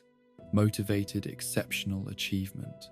Slytherin House itself, despite the controversies that surrounded its founder's legacy, continued to produce graduates who made significant contributions to magical society in fields ranging from academic research to political leadership,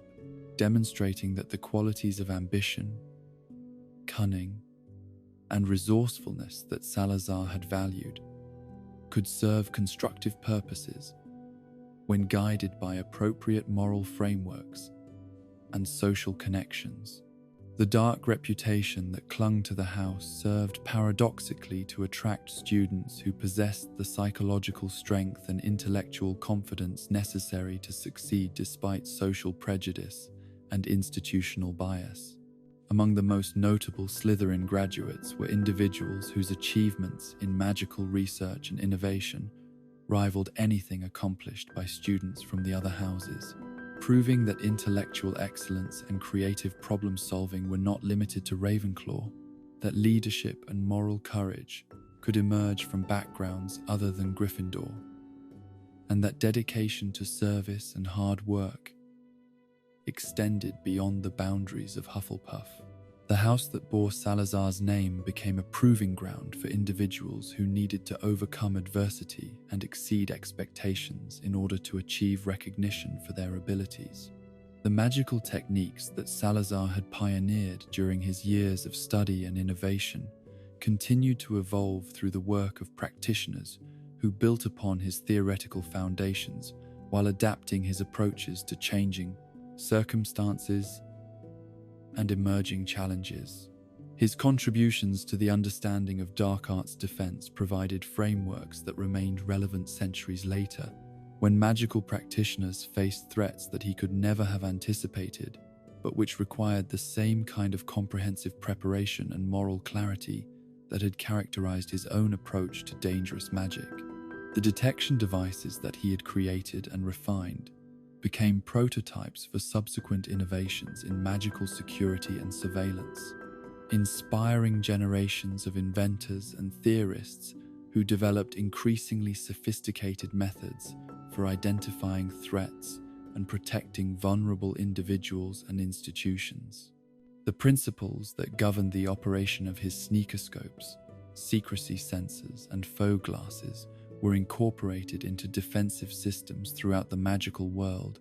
contributing to the safety and security of countless witches and wizards who never learned the identity of the brilliant mind that had made their protection possible. The architectural innovations that he had contributed to Hogwarts Castle influenced the design of magical buildings throughout Europe and beyond, establishing new standards for the integration of structural engineering with protective enchantments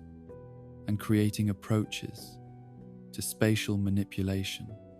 that maximized both functionality and security.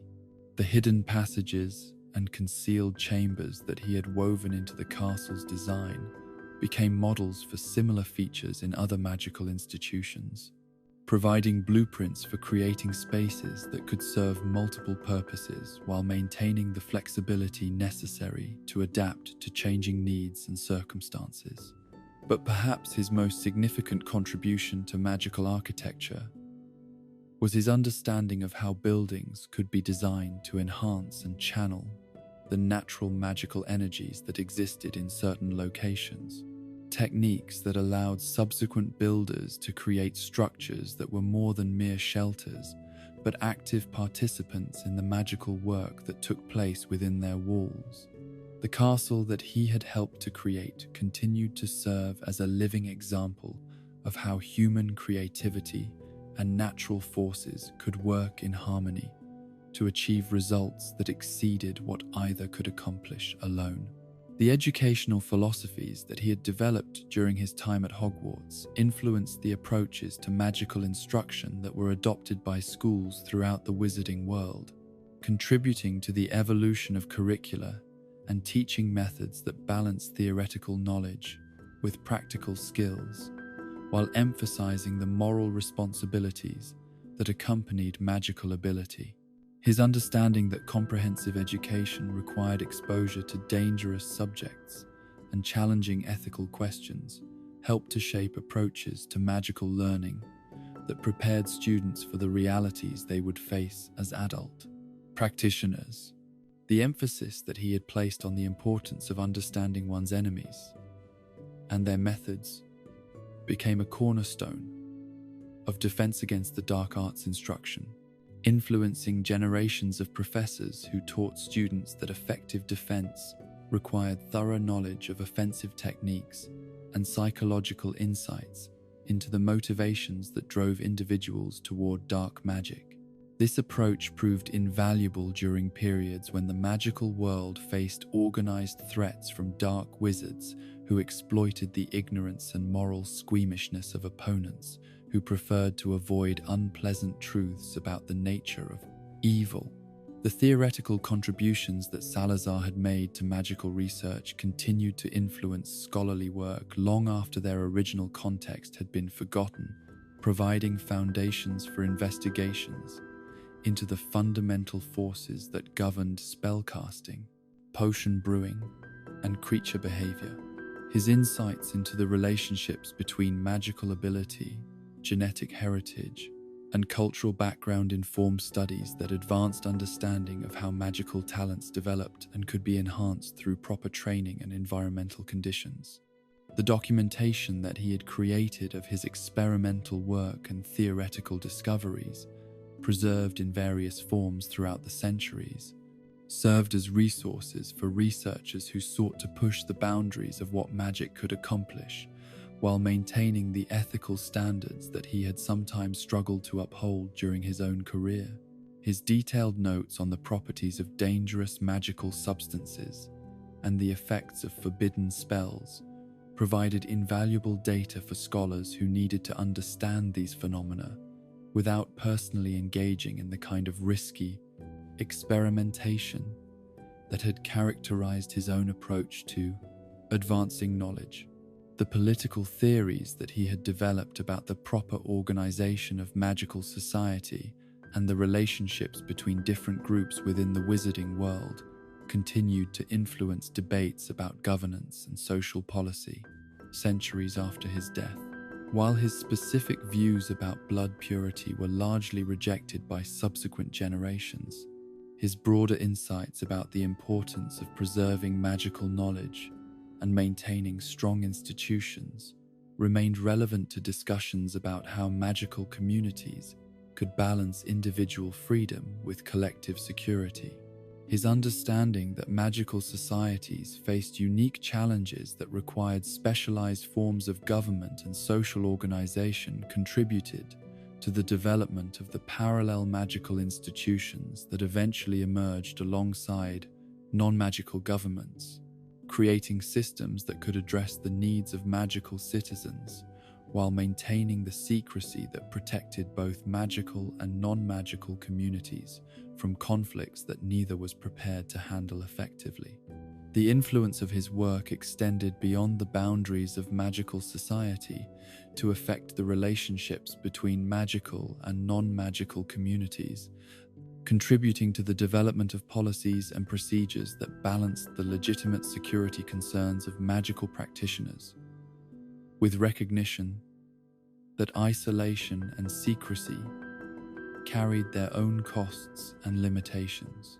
His warnings about the dangers of betrayal and infiltration informed the creation of security measures that protected magical institutions, while his tragic example demonstrated the psychological and social costs that excessive paranoia could impose on individuals and communities. The International Statute of Secrecy, while implemented long after his lifetime, reflected many of the concerns about magical Muggle relations that had shaped his worldview, acknowledging that the safety of both communities required clear boundaries and careful management of the limited interactions that necessity made unavoidable. The frameworks that governed these relationships drew upon his insights about the importance of understanding non-magical psychology and motivations, while rejecting his more extreme conclusions about the impossibility of peaceful coexistence. The study of his life and career became a standard component of advanced magical education, providing students with case studies in both achievement and failure that illustrated the complex relationships between individual talent, social responsibility, and historical circumstances. The analysis of his contributions to magical theory and practice was balanced by examination of the personal and professional choices that had led to his isolation and the distortion of his legacy. through the actions of unworthy inheritors.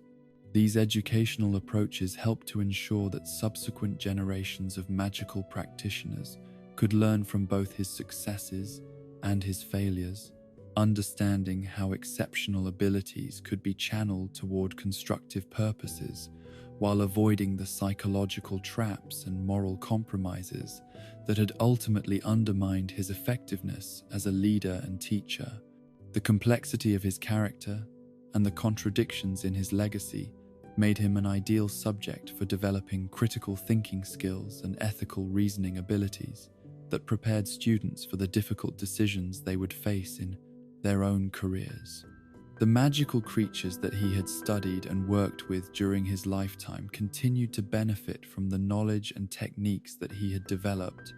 contributing to advances in magical creature care and management that improved the welfare of countless beings while also enhancing their contributions to magical society.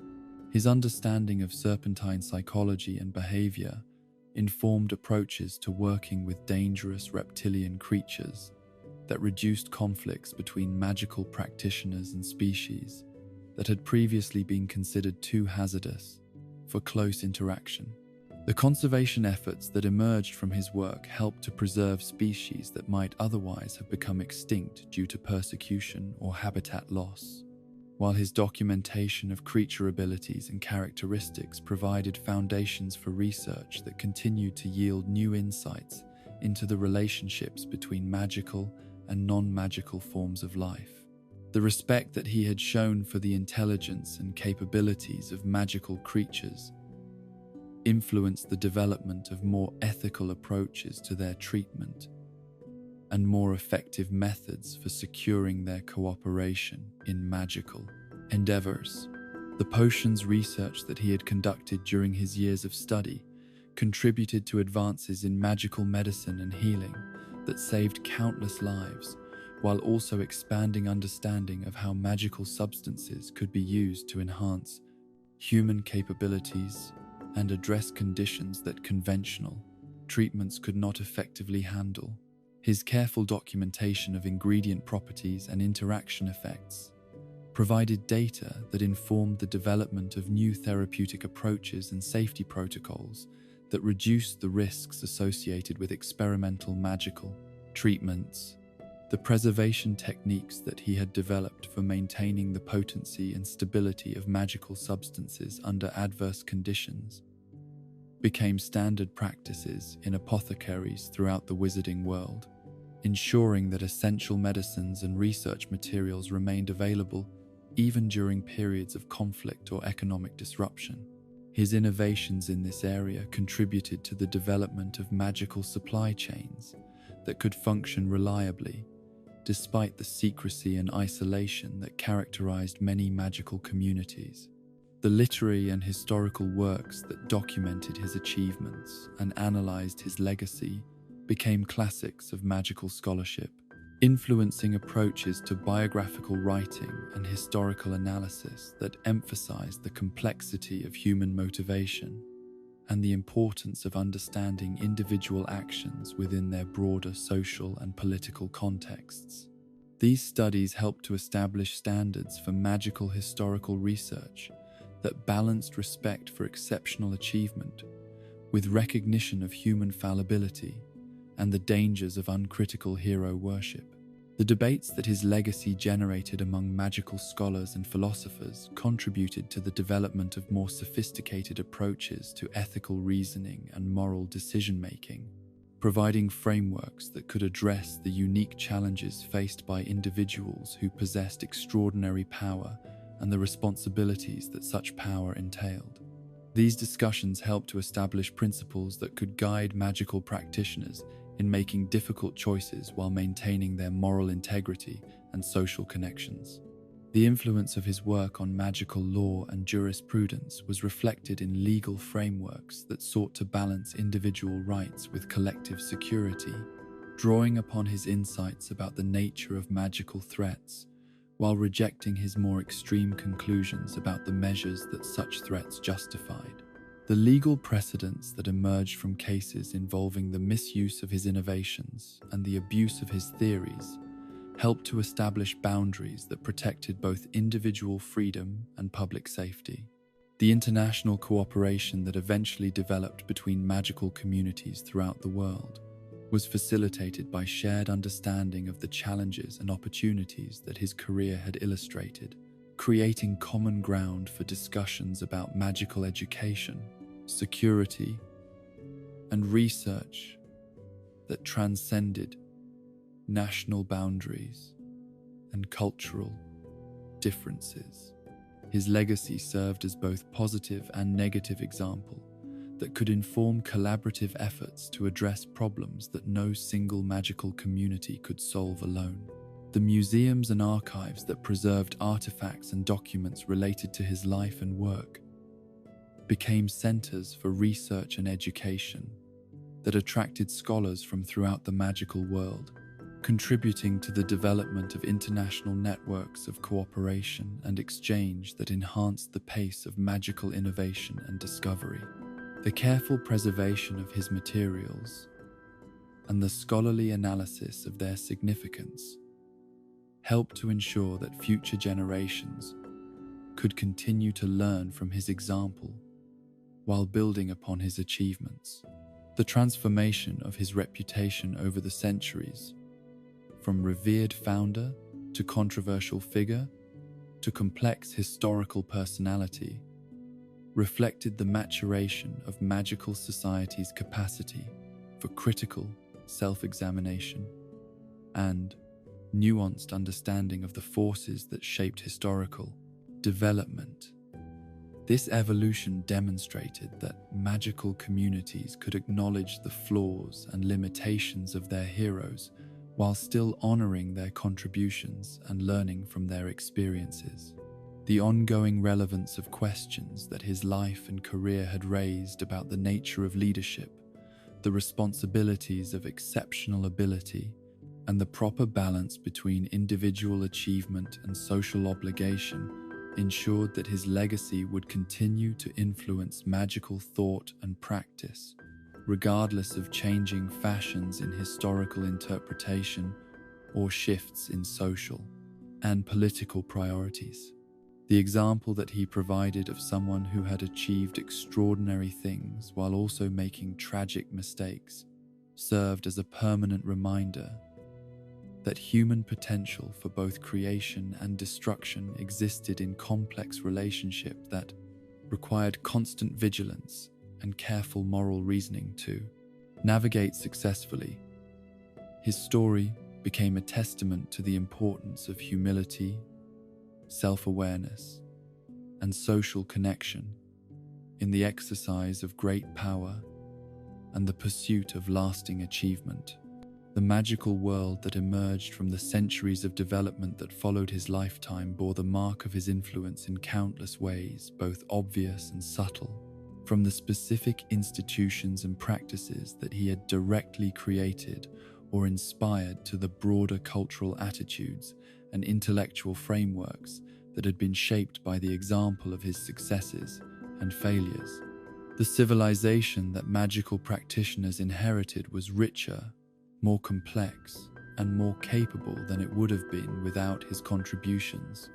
while also being more aware of the dangers that exceptional ability could pose when divorced from wisdom and moral constraint. The ultimate measure of Salazar Slytherin's legacy lay not in any single achievement or failure, but in the ongoing vitality of the magical civilization that his work had helped to shape, a society capable of learning from its mistakes while building upon its successes, of honoring its heroes while acknowledging their humanity, and of facing new challenges with the accumulated wisdom that came from understanding both the possibilities and the dangers inherent in the pursuit of magical knowledge and power. And so, dear sleepy wanderer, our journey through the complex tapestry of Salazar Slytherin's life draws to its gentle close. As you rest your weary head upon your pillow, let yourself drift with the understanding that even the most controversial figures in magical history carry within their stories profound truths about the human condition and the choices we all must face when confronted with fear, power, and responsibility. Salazar's tale reminds us that brilliance and prejudice can exist within the same heart, that noble intentions can be corrupted by isolation and fear, and that even our greatest heroes are flawed beings whose legacies contain both light and shadow. His contributions to magical education, his innovations in defensive magic, and his architectural marvels at Hogwarts continue to benefit countless witches and wizards, while his tragic descent into paranoia and exclusion serves as a warning about the dangers of letting fear override compassion. Perhaps the most important lesson his story offers is that our choices define us more than our circumstances or our gifts. The boy who spoke to serpents in the Fenlands could have become either protector or destroyer, teacher or tyrant. In the end, he became something more complex than either.